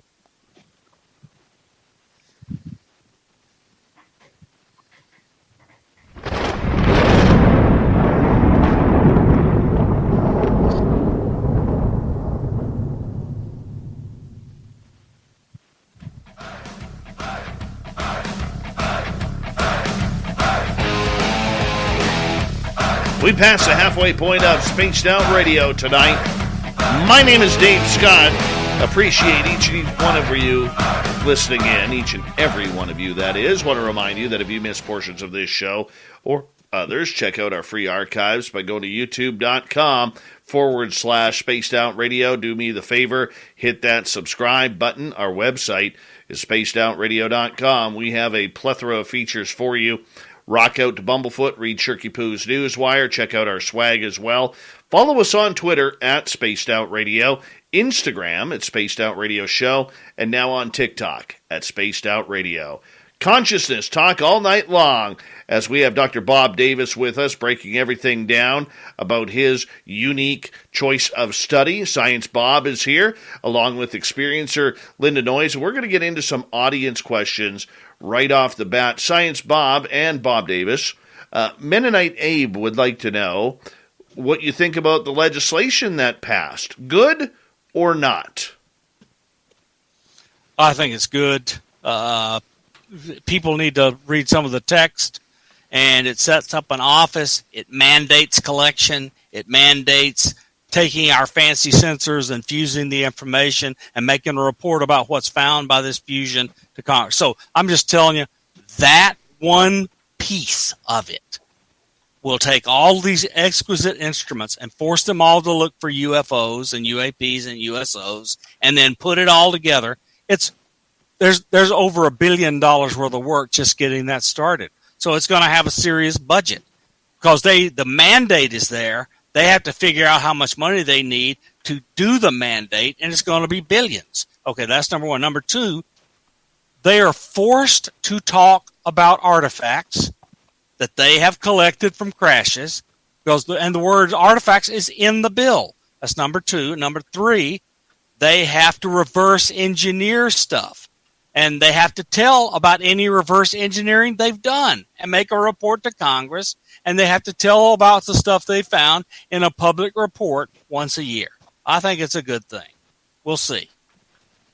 How about you, Bob Davis? Well, for those reasons, certainly it's a very good thing. And the other thing too is just increasing the awareness on the part of the public that this is being taken seriously, and that hopefully will reduce the stigma so that we feel more free talking about our personal extraordinary experiences.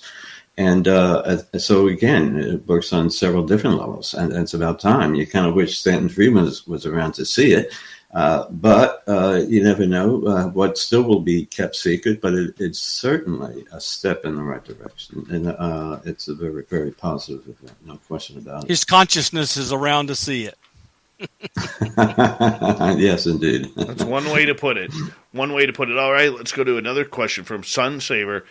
Dr. Davis, what do you think about karma and reincarnation? Karma and reincarnation. Yeah, there's something to karma. That what you put out, you get back in return. Yeah. Reincarnation, I defer to Ian Stevenson and his research with 350 kids that he published. The evidence to him was highly suggestive of reincarnation. Remember, he was going for tenure, so he really couldn't probably tell the truth. I mean, he probably believed in it, but he couldn't say that for John Mack could tell him easily why if they both were alive. The point is.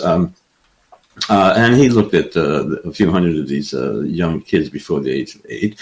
Probably the most significant aspect of the evidence to him was that the birthmarks on the kids they were located where corresponding wounds were reported from prior lives that they described to him. So to him, that was compelling evidence. Why did that child was born with no hand? Well, the kid also talked about a prior life where the hand was chopped off. Those kinds of associations, again, qualitative evidence, a little kid, you can cut up to pieces, but highly suggestive. They continue that kind of research today, too, at the University of Virginia, I believe. So what we're talking about, the hologram, all that stuff, what it may mean in a nutshell. Reincarnation, I don't know. It's probably right. Again, the basic question is the consciousness the brain? And if not, likely isn't, then yeah, reincarnation must be part of that process.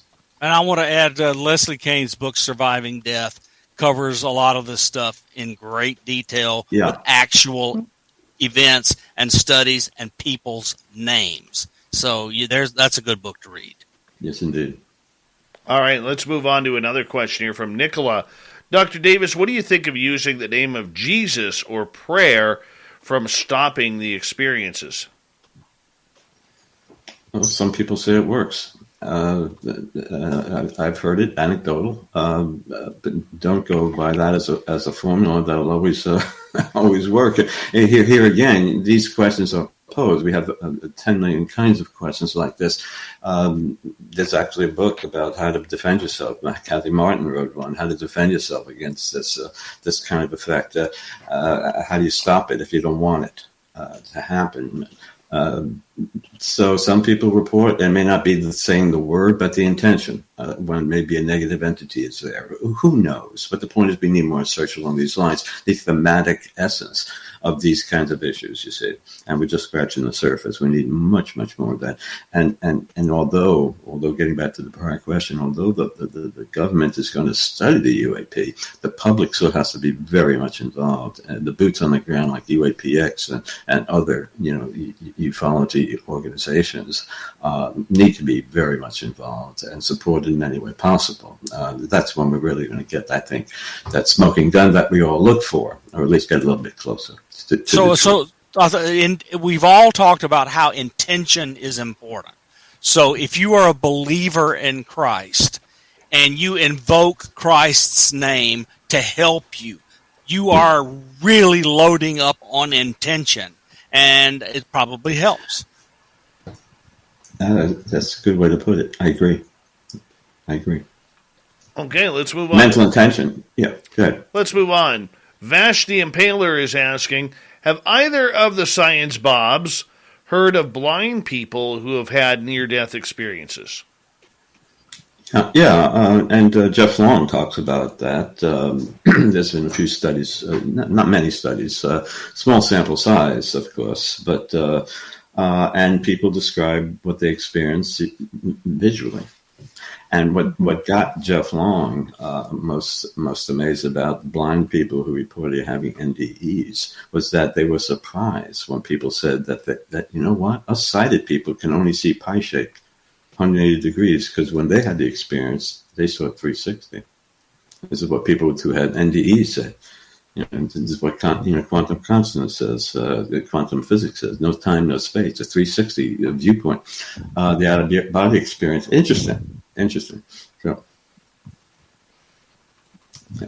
All right, we can move on here. Jenny is asking, what are your thoughts on ascension? Are we moving into other dimensions? I don't know. Yeah. Linda, you think so? I think so. I think it has to do with being able to either on your own, with your own intention to move into another dimension or to visit other dimensions, or by the intention of other intelligences that are capable of moving you with them into those other dimensions. I believe that there is. I don't think that we are creatures that are meant to be only in this dimension. I think we're kind of stuck here because we don't seem to know better, and maybe we claim that we know better, or we know more, but we're still afraid, and so we don't understand what it really means to go to another dimension, or to be able to ascend to another dimension. We're still not there yet. We're not able to just sit there and yet, all of us to say, okay, now we want to do this. We want to move to this other place. But it seems like it's intended. We're supposed to be able to do that. We just haven't advanced there yet. Either Bob, would you like to respond to that? It depends what you mean, extra dimension. People report it. No space, no time. Past, present, future exist simultaneously. What is that? Another dimension? I guess it's non-3D. So if you go by what people say, there are different dimensions. Given alterations of space and time, we see this with even psychedelic experiments and DMT, alterations of space and time and interactions with non-human entities. We actually, again, experiencing another dimension, an aspect of non-3D. We don't rely and totally on our physical senses to interpret reality. We go beyond that. And you can make a good case of that. And maybe that's it in a nutshell. Once beyond the limitations of the body chemistry. But we do see, you sense true reality, but you do see, however, beginning to see the aspects of what science, Bob, is involved in quantum physics and biology. Don't you say? It's all starting to integrate. And, if you get truth in every different area, that's way too fragmented and limited in nature in our ability to truly understand the complexity of it all.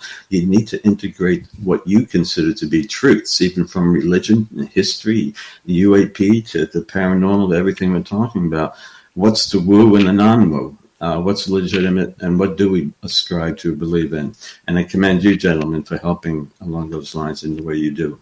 So Jenny asked specifically about ascension. Are we moving into other dimensions?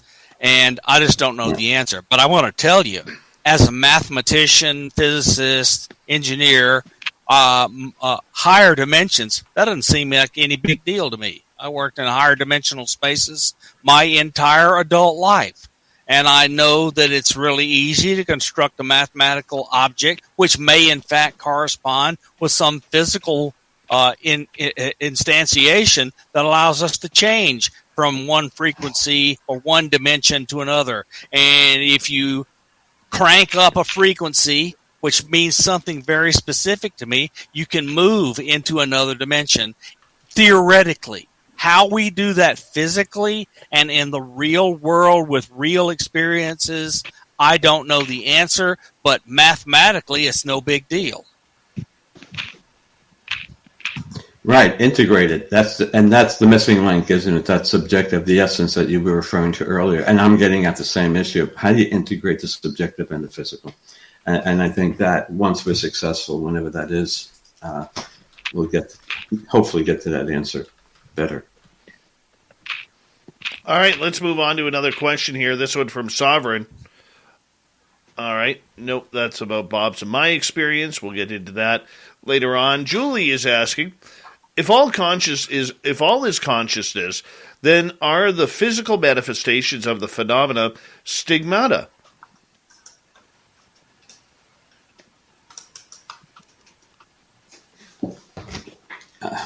Some people claim that to be true. And again, I don't know. But look, if the stories that Bob told us and the stories that Leslie Kane have told us are factual, and let's just assume they are, then these marks on the bodies of 2- and 3-year-old children that then later express a belief that they had a previous life, and they correspond to wounds and other things in their life from their previous life, then that's evidence. Is it proof? No, but it is evidence.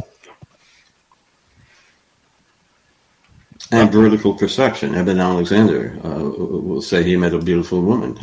When he had his NDE, she gave him facts and figures about herself. I was your sister, and I died 10 years before you were born. Other information about the family goes back, tells the parents. There's no way he could have known unless he met her. And what does that mean?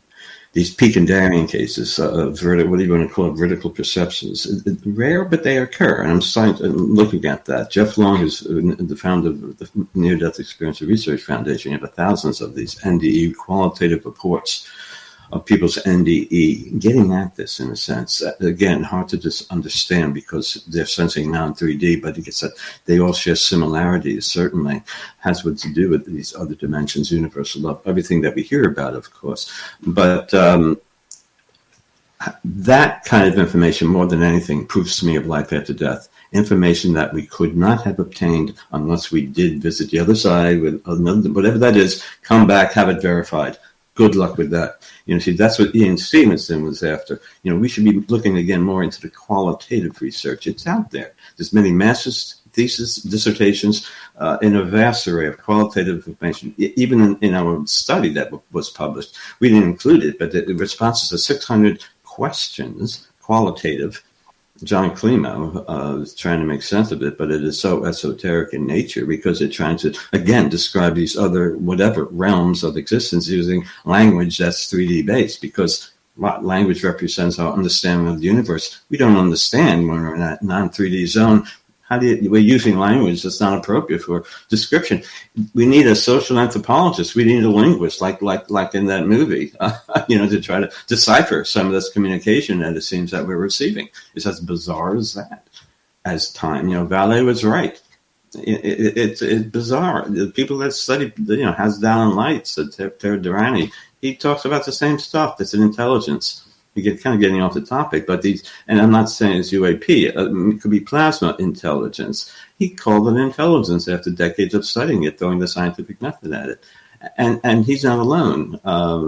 Dr. Harvey Rutledge came to the same conclusion after a decade studying the same kind of anomalous lights in Missouri. Okay, project identification. He writes about it. They're intelligent. What is that all about? I listen to these dudes. It doesn't explain UAPs. They're all, these lights and Hasdal and all that. It could explain part of the complexity again, as we may have been mentioning, these orbs, as you mentioned with Chris Bledsoe. Those kinds. Maybe it's the same. I don't know. Is it plasma based? I don't even want to go there really, but it's interactive. There's mental intention indeed, and some leading scientists, astrophysicists, who have studied it independently of each other at different times, different locations, come up with the same conclusion. I don't think we should ignore these little bits of pieces of information and see if there's something there. And Tia Durrani has been more open about his impressions in a recent article. He doesn't talk about this in his prior articles, but it's interesting. All right, let's move on. Jeffrey is asking, what exactly do we mean when we say consciousness? Are the things, in brackets UFOs, ghosts, Bigfoot, etc., real or just a product of our minds? So, look, recently I've become kind of a follower and studier and so forth of Hoffman. And based on evolutionary game theory, he's derived theorems about consciousness and our perceptions. And the perceptions, it's provable by theorem, are perceptions that tell the individual consciousness true reality are deselected by evolution. So in other words, our perceptions are an illusion. They are not reality.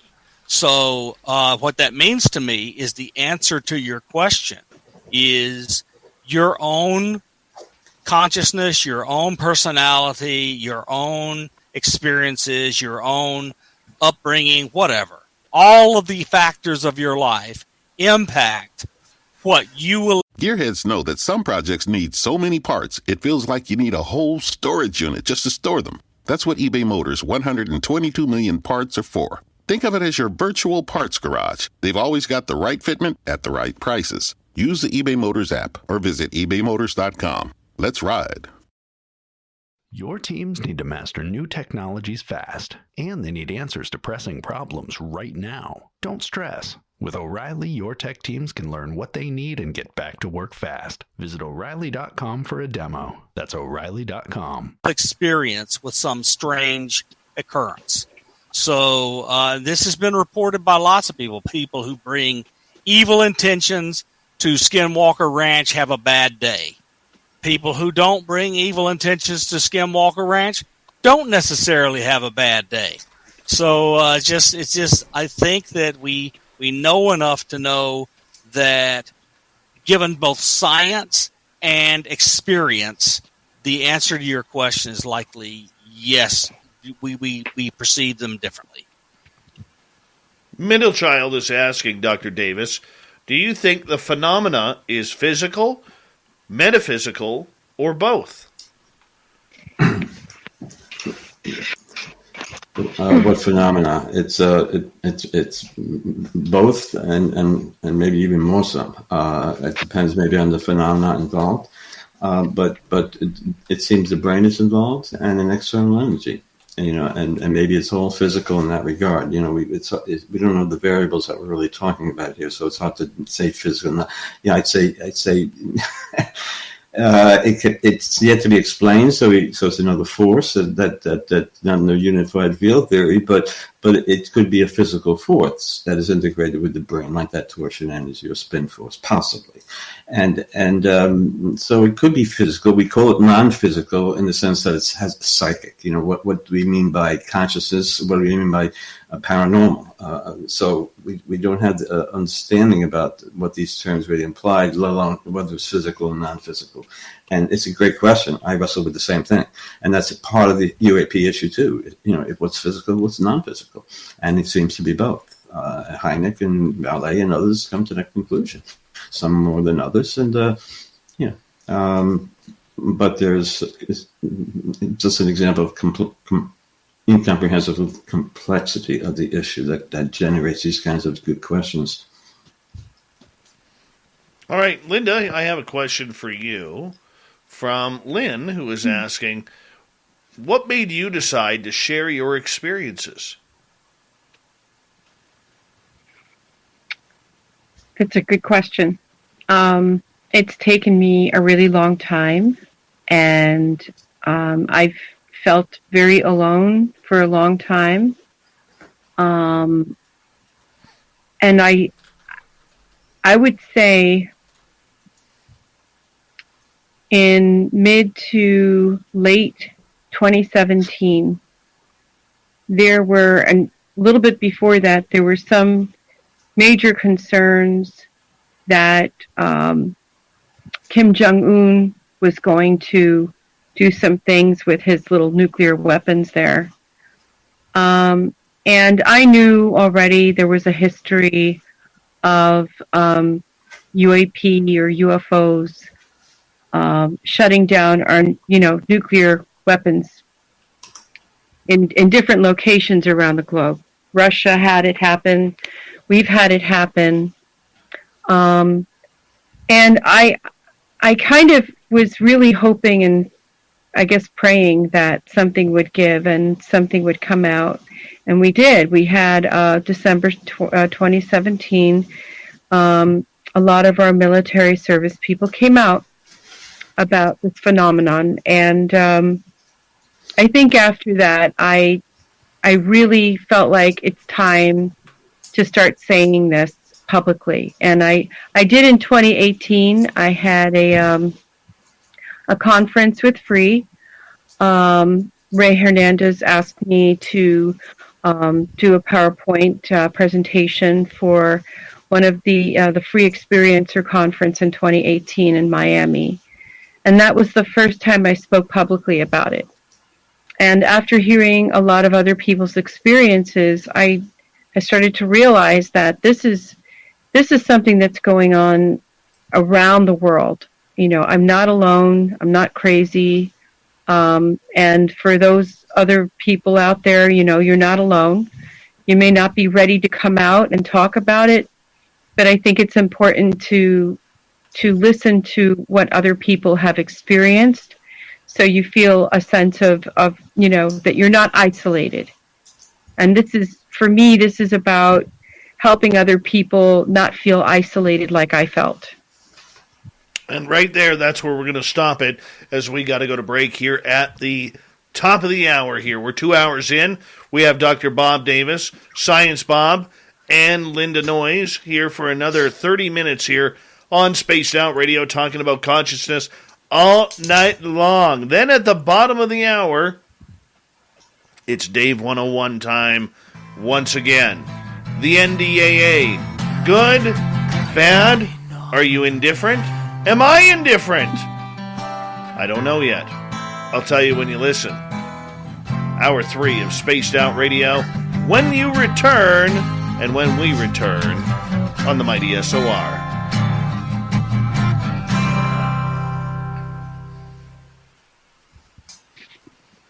Going well, gentlemen, and Linda. I like very good discussion. I hope you're enjoying it all. Linda, I'm so glad you're here. I'll be right back, guys. Kind of compliment, some of the science, mumbo jumbo. It's really, really cool, and Bob too. It's good. Yeah, I enjoy interacting with the audience, and so it's good. You're only on once a month, Bob? I've seen you on before. So it's just once a month? I have a show called Science Bob Show once a month. Yeah, that's what you do. Yeah, I've seen it. If you want me to be on, I'd be happy to at some point. Yep. I assume that you talk about this. But, you hear a lot of the same stories, but, which is fine, from my perspective. But just for PR and the documentary, that would be great. And, you could even have Dave and Linda. Oh, yeah. Dave loves us. He comes on. Dave and I've had a very friendly relationship since his early days of coming out with the Tic Tac simulation film, manufactured film of what happened on the Nimitz. I mean, I really grew to admire Dave. And I didn't know about his past, but then I investigated and found out he was serious. We got him on the show, and we had a great time. I was going to mention a story with Dave about a synchronicity when Linda was talking about hers. Kind of funny. I decided once to maybe you heard me say this, Bob. If you heard me on the shows talking about the synchronicity I had with Dave, so I'm not going to get into it. Okay, but that kind of thing. Yes. And I was telling one the other day, a few weeks ago, Bob, I was doing this. I was in my lanai looking up in the sky, one of those moments, and I say, I'd like to learn the names of the stars, and so, the skylight, whatever the thing is. So I go, okay, that's Deneb. I was looking more in the northwest, Deneb. Oh, I think Altair. I think Altair or Athena, whatever. Vega. D-A-V. So I said, okay, I'm going to use an acronym. That's to remember it. Deneb. Althena, Vega, DAV.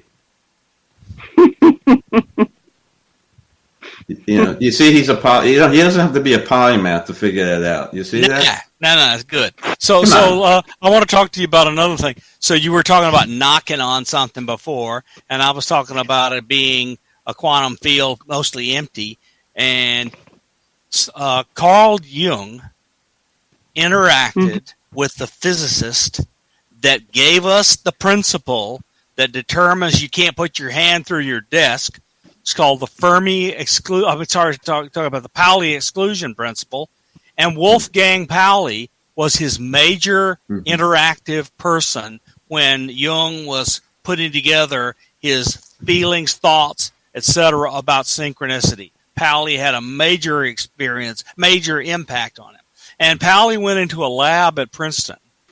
And he went into the lab, and whatever weirdness he has, he basically blew up every piece of equipment in the lab. So, I mean, this is a Nobel Prize winning physicist talking to Jung about synchronicity and then blowing up stuff with his own psi powers. I mean, it's just, look, we need to stop. We need to stop lying to each other and start saying, look, this is something real. Let's work on it. Let's figure it out. And they've been trying to, yeah, exactly right.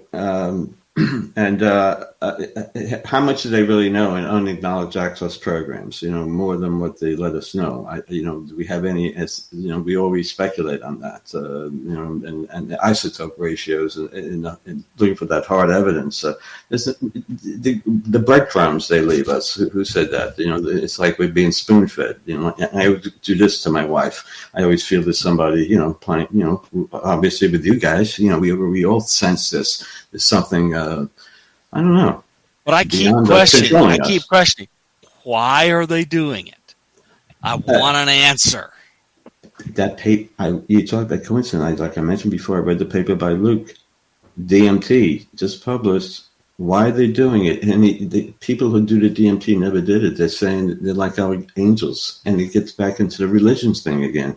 It gets, is that all there is? God, angels, is that it? We do have, they talk about that. Or they project that to us. That's the way they allow us to interpret. Well, at least that's an explanation.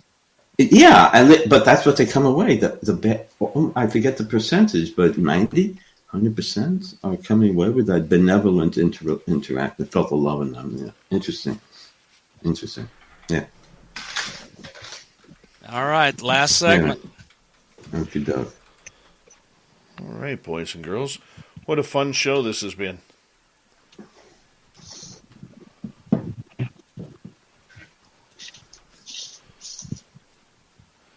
And go like this. When we get to the break at the bottom of the hour, just hold off until before you log off. Just wait till we get to break, and I'll say a proper good night to all of you before we send you on your way, if you don't mind. That would be very helpful. Okay. Yeah.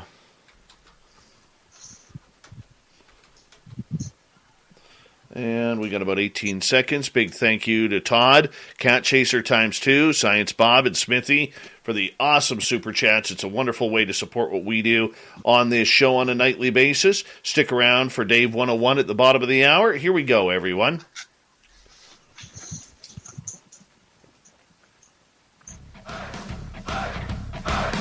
Would you like to connect with us? Head to spacedoutradio.com for all your latest show info.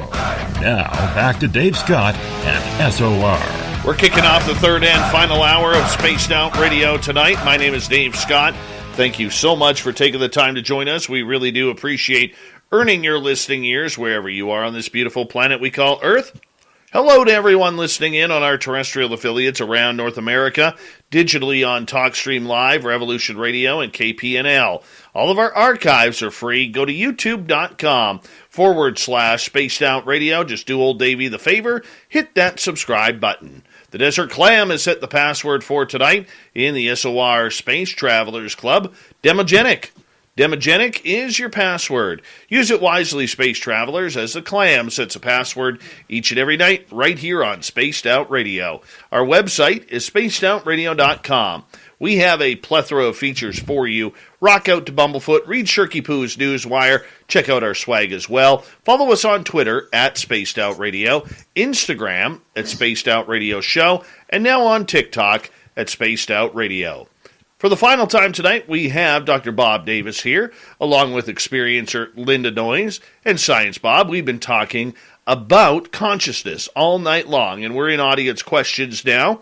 Jonathan is asking, is this existence a cycle of education for the consciousness, reincarnation until ascension to become beings of light, Dr. Davis?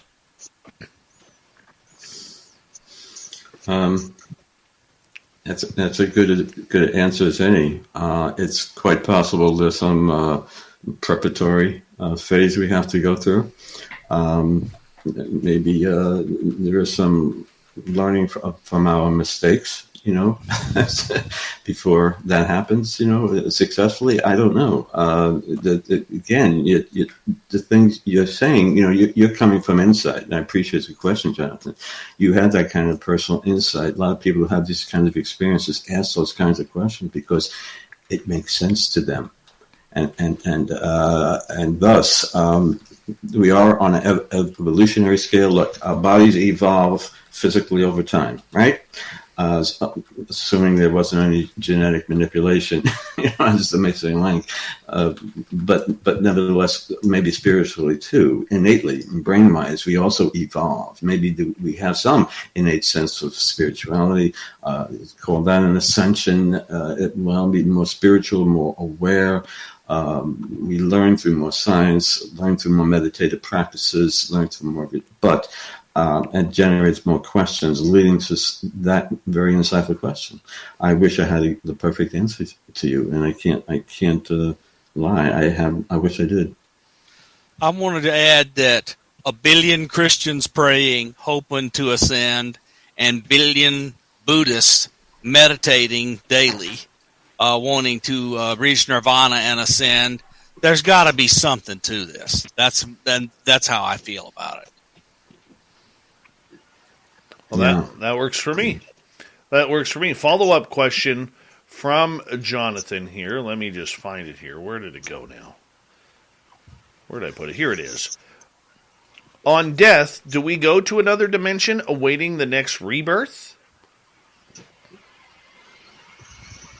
We don't have any evidence for the answer. All we know about death is what clinical definition is: flat EEG for 20 seconds or so, then you're dead.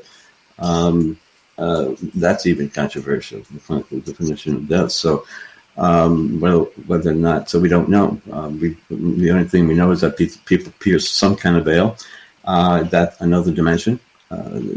So we don't know if there is rebirth. People, however, anecdotally talking about past life experiences. But here again, we need that subjective essence of what they're getting at and trying to prove it quantitatively, which is not possible because the concepts of triviality is physical based. So when people say something, it's often like prove you're in love. You can't objectively quantify it in a sense. So in a physical way. So we're talking about a nebulous thing in that regard. Next rebirth, people talk about it, and I tend to believe them because it's coming from very well-balanced, sane individuals from all walks of life. And I have to go with that. So changing my concept of what evidence I should ascribe to, literally. You got to be careful because we all make those errors in inductive reasoning. And that's a struggle I face, being a left brain and then this right brain stuff coming in and everything in between. Billions of Asians believe in reincarnation. And so are billions of people who give their whole lives to this wrong. So who am I to say they're wrong? So I think that there's and then you have Leslie Kean and Dr. Davis and others writing about life after death. And Leslie Kean's book has multiple instances of people returning to a new body after death. Mm-hmm. So I think that there's at least enough evidence to consider it. Yeah. All right. Larry wants to know, what can be a security risk that the government doesn't want the people to know about? Science Bob? That is one outstanding question, and it is the top of my list.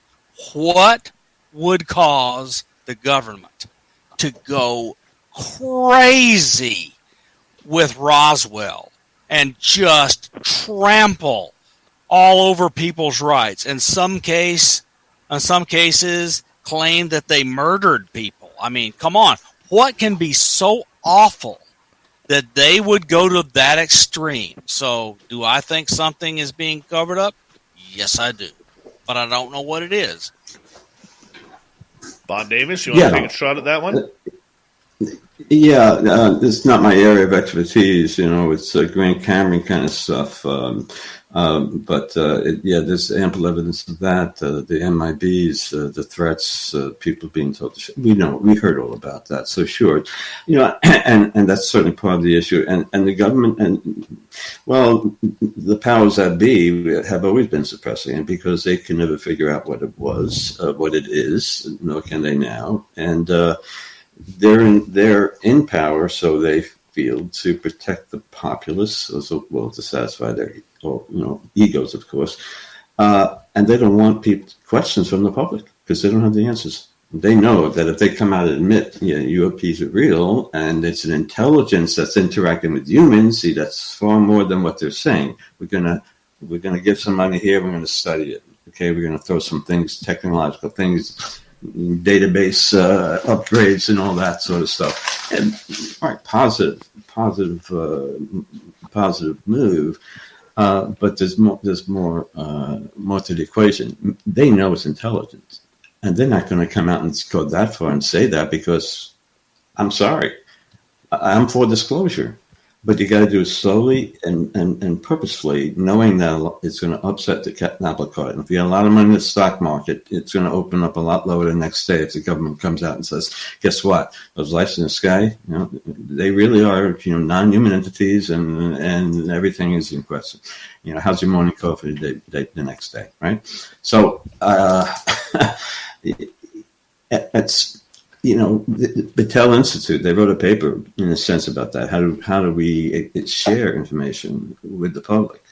If we did indeed come in with information that we found evidence of life, intelligent life on another planet. That's what we're searching for, of course, with SETI. Now, how do we share that? Well, that's nothing in comparison to what Linda and Bob are talking about, and there are millions of others. And they know that. Were they going to come out and say, yes, it's true on CNN? No. I think they'll always hold that back at some level. Not always, I shouldn't say that. But UAPs, are real, and that's about all we'll get for now. Makes sense. All right. Let's go to another question. Your teams need to master new technologies fast, and they need answers to pressing problems right now. Don't stress. With O'Reilly, your tech teams can learn what they need and get back to work fast. Visit O'Reilly.com for a demo. That's O'Reilly.com. When it comes to learning, your kids' favorites from Paw Patrol and Blue's Clues are in Noggin, a learning app designed to help kids build math and literacy skills. Claim a limited time holiday offer of 99 cents a month plus taxes for 3 months at Noggin.com/iHeart. $7.99 a month plus taxes until you cancel after free trial ends. Visit Noggin.com for terms and conditions. Here, Ian is asking, what happens to consciousness when you drown or freeze? Has there been checks in that study? What happens to consciousness when the body is, biological processes slow down a little bit, and that helps preserve some people from dying. You don't fade to black as fast. Let's put it that way.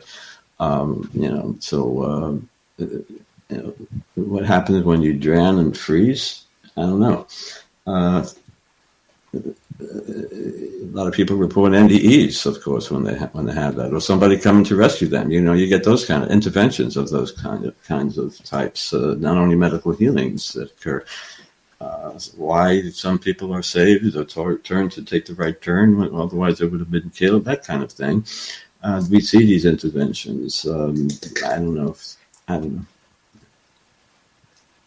Mm. And what happens? All I know is that some studies show that your intention can change water crystals. Okay, your intention can modify a laser interferometer in the up or down direction. We can go on and on, bore you all to death. We're all aware of that. Mental intention affects a lot of things. So, what happens when you drown in trees? I don't know. That's a good answer. I don't know either. I don't want to try to find out. Very true. Very true. We only got about a dozen minutes left in this show that's flying on by. Linda, for you, where do you want to see the study go from here?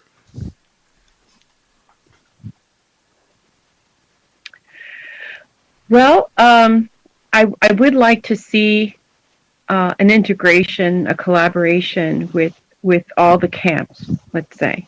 So, where we have all, the nuts and bolts and the consciousness studies and the quantum physics studies, the studies of the mind, the brain, the consciousness combined, and, life after death, dimensions, all of this needs to be integrated. And I would like to see everyone put aside their egos, everybody that's looking at this phenomenon in every way, and try to collaborate and try to put their ideas together to try to come up with an answer. What is this? Who is it? Is it us doing this? Is it our consciousness doing this? Or is it something external? Which I believe it is something external, but I also do believe that each one of us has a different perspective, and we will have a different experience. So if you put, let's say, saying it very plainly, if you put out negative vibes towards someone who's walking towards you, right, on the street, you don't know them. Well, they're going to reflect those negative vibes back at you, right? But if you are approaching someone and you smile, you're going to get a positive, most likely you're going to get hopefully a positive reflection back. And that's where the perspective comes in, and a lot of times with these experiences. You're right. And exactly, Linda. And if I may say, what you're touching upon is ego dissolution.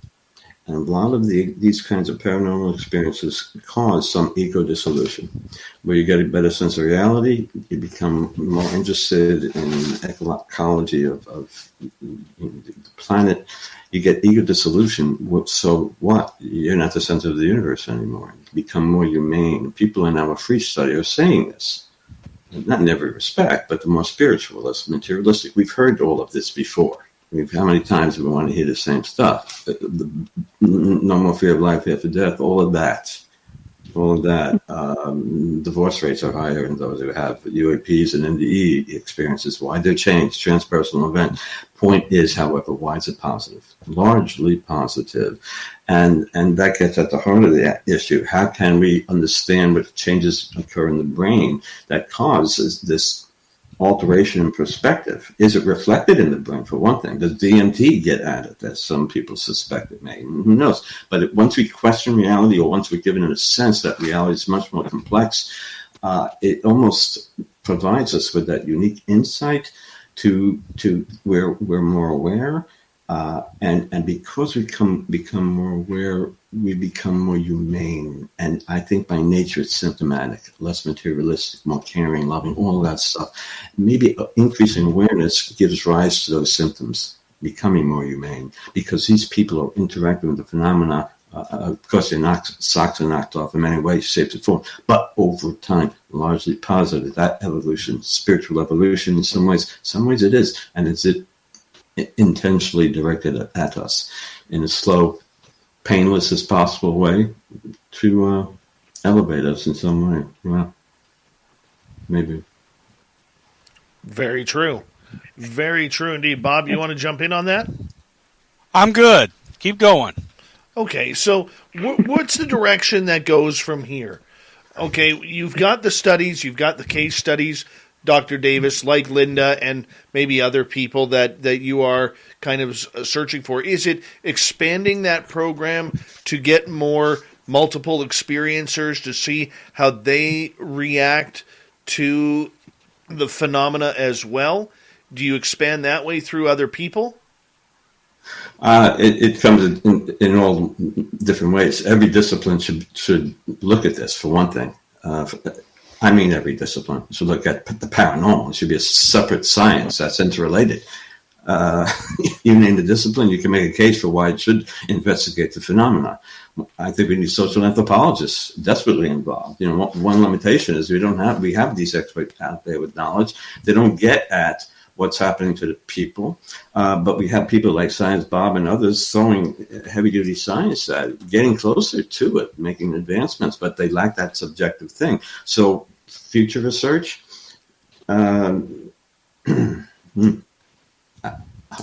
incorporate the science of the subjective with the physical, integrate it as best as possible. And you're asking a lot, but we're not going to get, I think, the true answers of all of this unless we do. And that's maybe the missing link in the math, that essence of consciousness. What are you really looking at? And where do you go for that answer? How do you come up with the answer when we're talking about something that's esoteric in nature? You know, that gut feeling. You put that in math. And Bob beautifully alluded to earlier when he said, when Linda was talking about her synchronicity, very moving. Of course, there's a very meaningful message there. How can it not be? Spiritual, conscious, transparent, whatever you want to call it. And she's an experiencer. She's given that insight and enhanced awareness because of it, but it still makes her question things because of her prior experiences. There's a good and a bad, because we're slaves to the brain and our ego. Dissolve it. And if you know the drug company that's going to come out with a pill that can say, here, take 2 of these a day for 4 weeks, and you're going to have ego dissolution and become more humane, I think I'd like to invest in that company before that news came public. I think that's the issue at hand, ego dissolution. I think that's what happens to these people. I think that's a lot of what they're describing as an outcome of these interactions. Not all, but majority. Dr. Davis, maybe I'm going to ask this the wrong way, and maybe I'm too hopeful on this, but in everything that I have heard tonight, and I'm not a very scientific person, I much prefer the woo side of everything because that's my experience. But from what I've heard tonight, it gives me hope that the answer from what you have said, and maybe that's just the way my brain translated it, is that the answer to all of this is truly within the experiencers that have been forgotten about. Everybody wants to know about the technology. Everybody wants to know about the craft and the 0-point energy and everything along those lines. Yet we've got thousands of years of study here, and people who are experiencing this phenomena on a daily basis. Is it within us then to have these answers, and we just haven't unlocked the key? I don't think we'll ever have the entire answer if we're still in this body.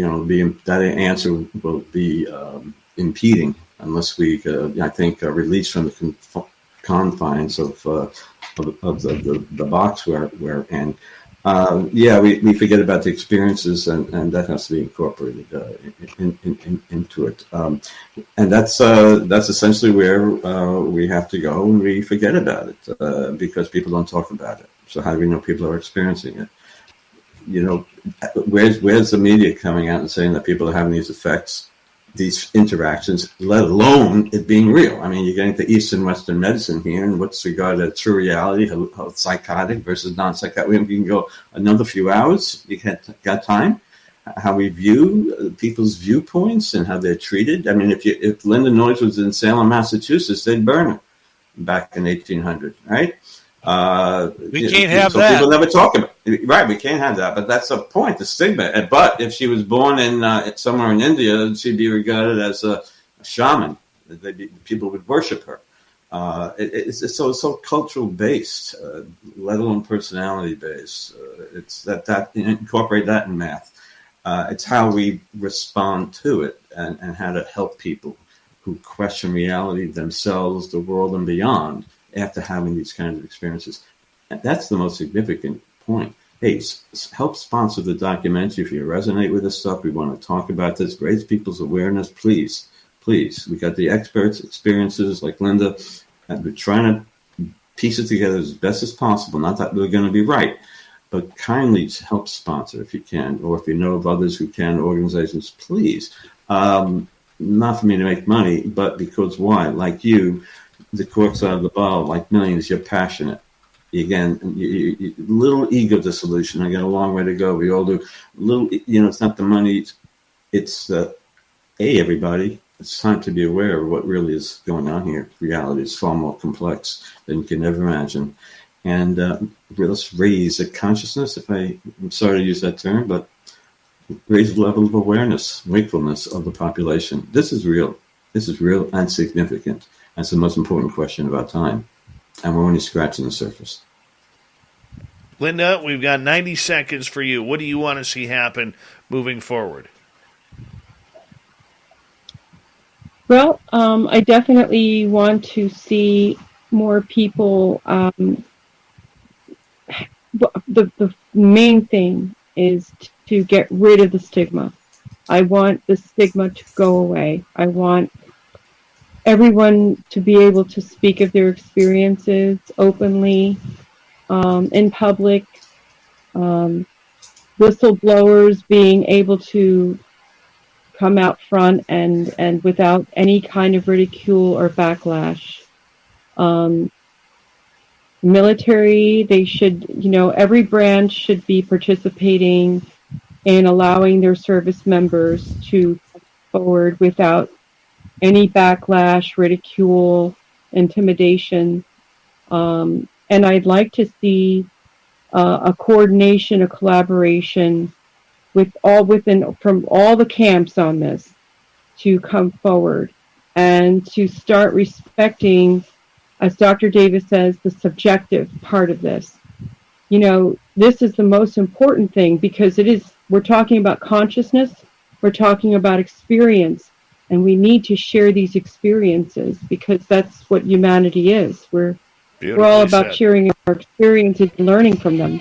Beautifully said. Linda Noyes, Dr. Bob Davis, Science Bob McGuire. A wonderful show on consciousness tonight. Thank you so much. Coming up next, Dave 101. The NDAA is signed. Where do we go from here, and is it good for the public? We'll be back right after this.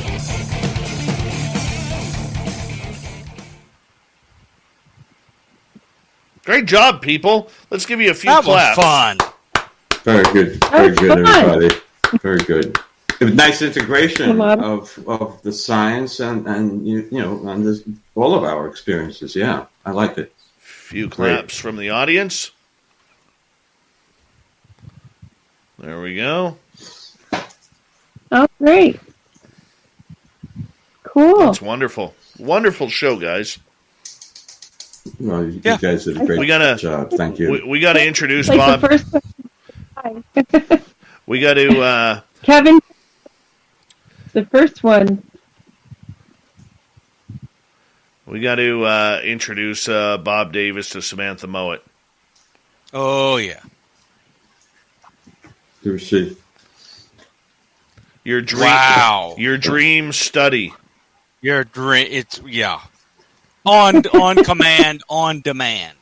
Well, coming from you guys, I take that seriously.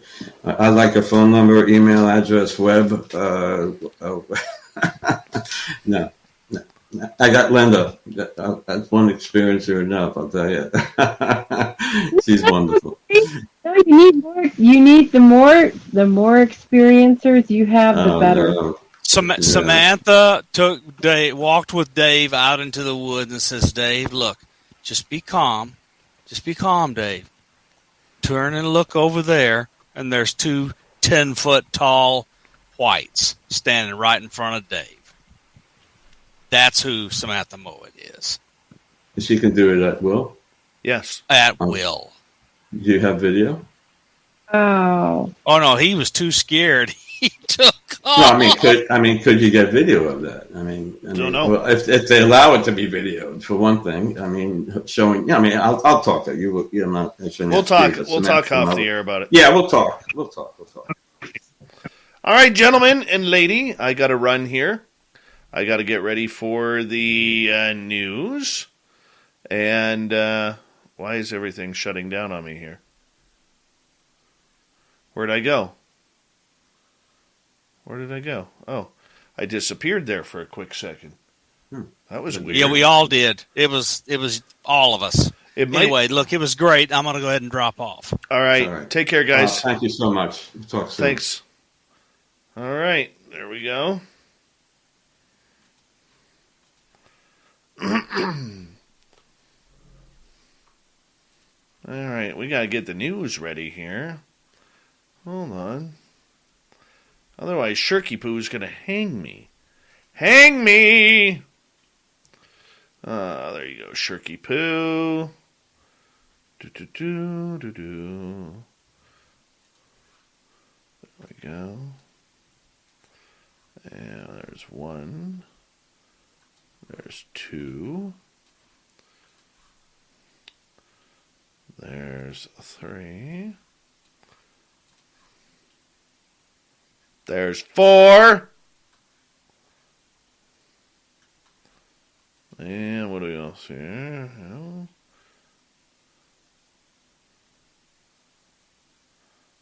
Let's see. There's 5. All right, we're ready. We are ready.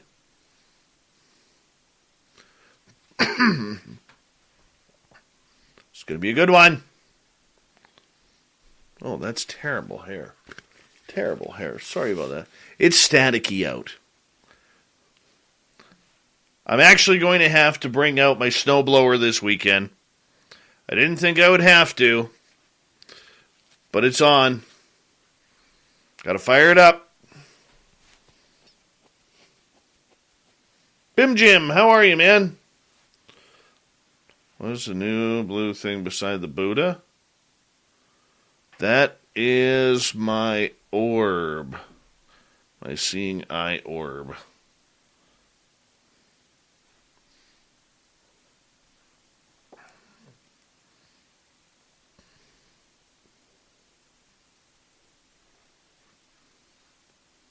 I had the worst pizza for dinner tonight. Shouldn't have done it.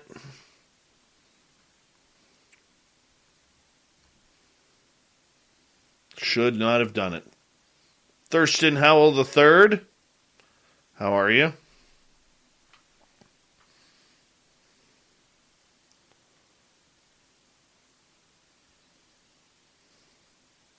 Thank you to Todd, Cat Chaser times 2, Science Bob and Smithy for the wonderful super chats. And here we go. Let's get some music ready. All right. I'm tired. Tired today. Here we go.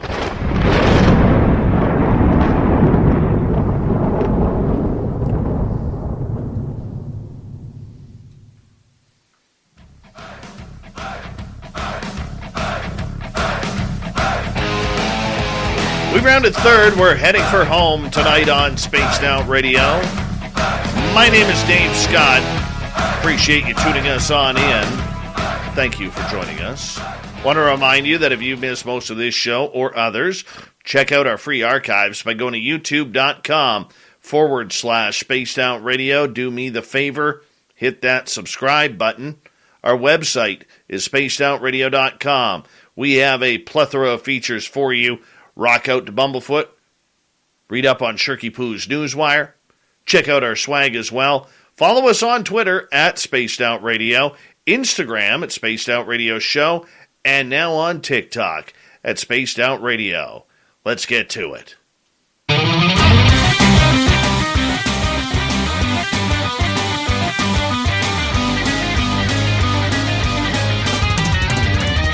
It's time for Dave 101.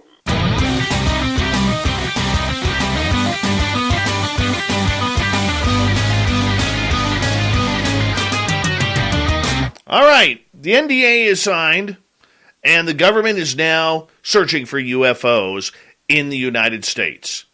It all came down in a 700 million, billion, trillion, whatever number of gazillion dollar budget that the United States put forward. The only thing holding it back now is whether or not President Joe Biden will sign the bipartisan supported law and budget. He will. You know he will. Gearheads know that some projects need so many parts, it feels like you need a whole storage unit just to store them. That's what eBay Motors' 122 million parts are for. Think of it as your virtual parts garage. They've always got the right fitment at the right prices. Use the eBay Motors app or visit ebaymotors.com. Let's ride. Keeping your tech teams on top of the latest developments is a monumental challenge. Helping them get answers to the urgent problems they face daily is even harder. That's why over 60% of Fortune 100 companies count on the O'Reilly Learning Platform. At O'Reilly, your teams will get live online courses, tons of resources, truly interactive scenarios and sandboxes, and fast answers to their most pressing questions. See for yourself what O'Reilly can do for your teams. Visit O'Reilly.com for a demo. And there has to be a lot of intrigue regarding the fact that taxpayer dollars in the United States are now going to fund UFOs. We are going to see the public, who actually pays attention to this stuff, literally start to question the sanity of the United States government. We are going to see people question whether or not this is money being spent to actually look for UFOs or to be hidden into other practices that the government does not want their citizens to know about. But whether you like it or not, and whether you're on the fence, like I am, this NDAA being signed is a good thing. I hate to admit that. I don't want to admit that. Because I don't want to trust the government on everything they have covered up for 70 plus years. I don't want to say this is good. I don't want to credit Luis Elizondo. I don't want to credit the work of Chris Mellon. But I have to. Because this is the closest we have ever come to an official disclosure. This is one of those moments that Stephen Bassett has been talking about for every week it was going to happen since 1992. Well, here we are 29 years later, and we are almost there. We have literally rounded third, and we are heading for home. What that home looks like, we have no clue. Now, in this bill, we are going to see the likes of another task force with some acronym come forward. They are going to set up a number of people to study the accounts of not only the military and other government agency sightings, but along with some of the public sightings as well. They want to know what is going on. They want to say, at least at this time, all of the right things. What I didn't like about the bill, and Senator Kristen Gillibrand mentioned this once again, is the threat narrative. What's the threat? Explain to us what the threat is. We've got to get over the threat narrative. If these instances have been happening for hundreds, if not thousands, or tens of thousands of years on this planet, they wouldn't wait until we had our technology to where we were to try and take us over. Last I checked, there has been no alien invasion. Maybe it's coming. Maybe that's the reason why that they are wanting to literally make this a subject that we need to talk about. Could be. What if the United States government got a date on when they, whoever they are arriving? It's interesting, to say the least. And this is only the beginning of it, people. This is only the beginning of what is going on. Except now it's going to be in the public eye. But here's another difficulty that we also have to remember. How much information are they going to tell the public? This is where I grind my teeth on it. This is not an open and transparent bill. There are going to be a lot of secrets that are kept. There are going to be a lot of stories and videos that we will never see. In other words, it almost feels like it's going to be business as usual. How can I say that? This was a good day. Of course it was. It was a very good day, and a giant step closer to what we all want, disclosure. I'm leaning more towards a confirmation right now, and I'm very excited to see how this plays out, not only with the media, but the government in general. I want to see what they're going to give us. I want to see what kind of information they're going to keep from us. I want to see if they're going to tell us about the little gray aliens coming from Zeta Reticuli. Are we going to start to get confirmations over the years that maybe SETI actually did find some sounds that count? Or maybe NASA releasing some of their photos that have allegedly been scrubbed, and videos that have been oh so gently edited. The big loss in this, because there's always two sides to everything,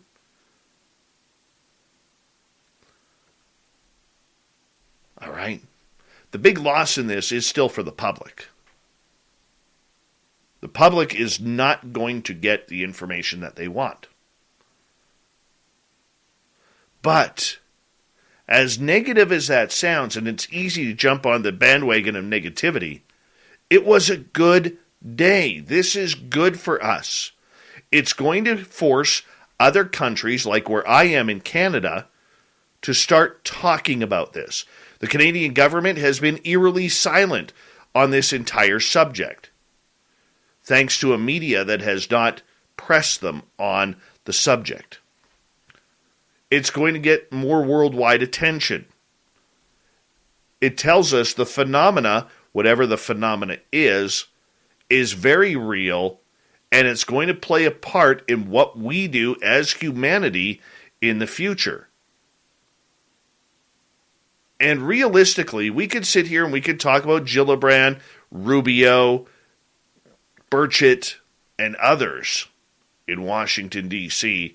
for really playing a big role. But whether you like them or not, a giant thank you from the UFO community has to be pointed towards Luis Elizondo and Chris Mellon. Since these gentlemen left the To the Stars Academy, they have been on fire in making people aware. They have traveled to different countries talking about the phenomena. Elizondo has talked to Canada, the United Kingdom, Italy, Australia, and other countries about this subject. Chris Mellon, for all we know, has probably done the same. But the big thing that we are seeing right now is positivity that the entire phenomena is now in play. And hopefully there is no turning back. Hopefully this doesn't end like the 21st century edition of Project Blue Book, where all they find is swamp gas and Venus. No, I think we're actually beyond that.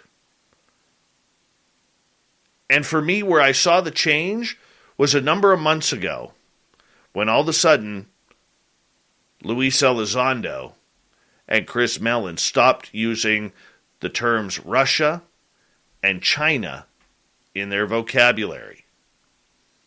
Now I remember looking back on it thinking, hot dang, they've upped the ante on this. Because at first it was all about threats. It was all about Russia or China. And in the same sentence saying, well, we know this is non-human. This is exciting times for us in ufology. Whether you're a young gun, an old guard, or somebody brand new to the field learning about it for the first time, we are in some very interesting days. It's going to be very positive for some. It's going to be very negative for others. But it's going to make for some incredible conversation. Because there are pieces to this that haven't come into fruition yet. Aliens, extraterrestrials. When do they become part of the focus? Somebody's flying the craft. And if they're drones, somebody's controlling those drones or something. When we start talking extraterrestrials, we are going to open up the idea of getting to the experiencers. Contact, abductions, consciousness. It all comes into play. And it's now started.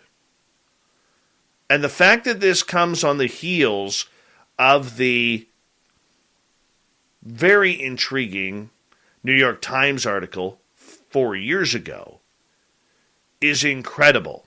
The timing is synchronistic that it happens now. I'm taking this as a positive, and I'm somebody who has been very critical of the entire UFO phenomena since the To the Stars Academy came out. And they couldn't tell their head from their ass on what they were doing. But for today, everybody in ufology should be cheering and waving the winning flag, because the checkered flag has never fallen on this community. It never has. It may never again. But this is a big step forward in moving the subject ahead with humanity. Look, there is a long, long road to go.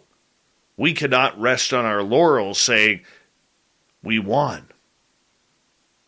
This is a battle that's been won. The war is still going on. There are a lot of questions that need to be answered. From secret space programs to ET contact to where are they coming from? Does it tie to the paranormal, the cryptid world, consciousness? There are literally hundreds of questions, thousands of questions that still need to be answered. But the good part about it is there is now a budget and there will be a team that works on this. And it's up to people in this community to continue the pressure to get the stories out, to get the evidence out. Because we just can't stop on a bunch of voting talking heads on their words. We can't stop on their words. We have to keep going. But UFOs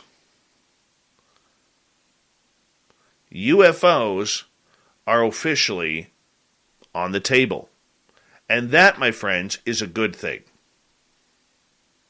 It's a step forward. It's a step towards positivity. If you're thinking you're going to get something right off the bat, like we got the UFO videos from 4 years ago, that will not happen. You will not learn about your experiences. We don't know what they're going to continue with the cover-up. But all we have to do is keep the pressure on, because we have moved the ball forward. And for right now, that's a nice early Christmas present.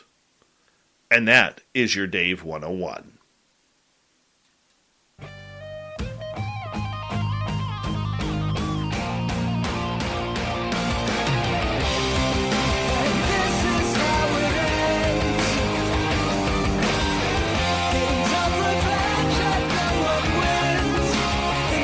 Let's get over to Shirky Poo's news.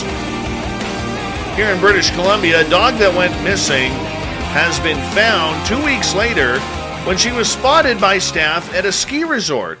The owners of Luna, a 3-year-old Jindo dog, launched a search for the canine after she went missing from the Lower Lonsdale area of North Vancouver on November 29th. The owners hired a professional pet searcher and organized volunteer searchers on social media, but despite numerous reports of sightings, they were never able to find her. The family's luck changed, though, on Tuesday when employees at the Grouse Mountain Ski Resort followed paw prints near the Olympic Express chairlift to where Luna was hiding under the load platform. Gordon McNaughton, one of the 4 team members, was able to crawl under the platform to reach her and provided his sweater to keep her warm, the resort said in a statement. Resort officials said employees recognized Luna from the recent social media posts and were able to successfully reunite her with her owners. That is fantastic. That's a long run for that pooch. A long, long run. I've been to both places. Weird one in Texas. As a man who spotted evidence of wild hog activity outside his home decided to check his security camera footage, and man was he shocked what he saw. Literally dozens of the hairy hogs had visited overnight.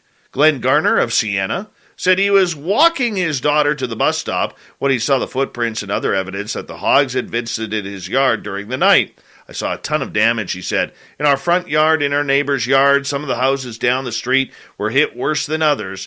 Garner said he checked his security footage and expected to see wild hogs, but he was pretty shocked to find out that there were literally 25 to 30 of these pigs rounding around, tearing up the neighborhood.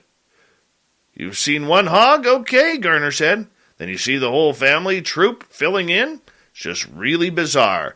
They move in real quickly, Garner said. Looking back at our camera, they were in our yard for less than a minute. Siena's Homeowner Association said wild hogs coming down the banks of the Brazos River have become a seasonal problem for local neighbors. It's Texas. Why haven't you shot them yet? I don't care if you're in the NOA. Get rid of them. The company Kraft is offering to pony up $20 for dessert supplies to help customers who are unable to make cheesecake due to shortages of Philadelphia cream cheese. The company set up a special website at which the first 18,000 people to register on Friday or Saturday will be able to apply for a $20 reimbursement for their dessert purchases. The promotion is designed to ease consumers' concerns about shortages of Kraft's Philadelphia cream cheese, which has been quickly vanishing from the shelves amid COVID-19. Kraft Heinz, which produces the Philadelphia brand, said it has been in demand and seen the spike for several products, and that it had to ship 35% more than last year. As more people continue to eat breakfast at home and use cream cheese as an ingredient in easy desserts, we expect this trend to continue, the company said, with big smiles on their face, knowing that they were kicking ass on the profit side due to cream cheese. Bagel shop owners say suppliers tell them that the supply chain issues also impact the shortage, with some citing lack of containers and corrugated boxes used to ship the cream cheese to large customers such as supermarkets and bagel shops. Other theories have surfaced as well, including labor shortages at some plants and not enough truck drivers. Some observers say many consumers, schmears are just too thick. You can never be too thick on the cream cheese. That's just BS right there. All right, let's continue on. Had Clifford Schorer known that he had been running late for a friend's retirement party, he would have never stumbled across a 500-year-old masterpiece drawing that has the art world aflutter. It is now anticipated the work, The Virgin and Child with a Flower on a Glassy Bank by Renaissance star Albrecht Dürer, could make Schorer, an entrepreneur from Boston, a very wealthy man. This drawing, worth $50 million. He paid $30 for it at a garage sale, people. This is the stuff that never happens to us. Ever. And finally tonight, a sinister Florida woman admitted to poisoning her longtime boyfriend by spiking his lemonade with antipsychotic medication because he wouldn't stop talking. 54-year-old Alvis Lorraine Parrish yelled to deputies last week from the front porch of her Jacksonville home, flatly confessing to lacing her partner's drink with Seroquel, according to the arrest report. "Yeah, I did it because he wouldn't shut the F up," Parrish said, adding that she called authorities after giving the man just enough of the drug to quiet him down, but less than a lethal amount. She's off to jail. Thank you so much to everybody playing to the thought of the Dave, Dr. Bob Davis, Linda Noyes, Science Bob, hanging on out. It was a good night indeed. We got Mr. Ron Bumblefoot Thal bringing it down with Little Brother is Watching. Bumblefoot is the official music of Spaced Out Radio, rocking us in and out of every single show. Get your horns up for the guitar god himself. Special thanks to everybody sitting at home, at work, in your cars, wherever you may be. Thank you to everybody in our chat room tonight on YouTube, LGAB, Twitch, Revolution Radio, Spreaker, Facebook, the Space Travelers Club, and on Twitter at hashtag Spaced Out Radio.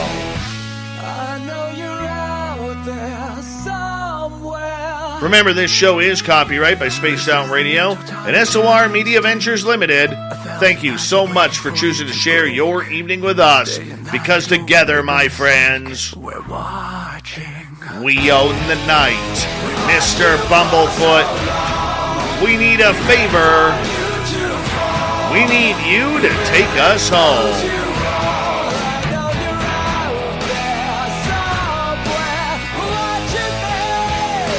Yes, the Woo Train has docked for the night, but soon, my friends, we shall ride again. Your seats are always available. Your tickets never expire. And if you want to bring a friend, we've got room for them too. Good night.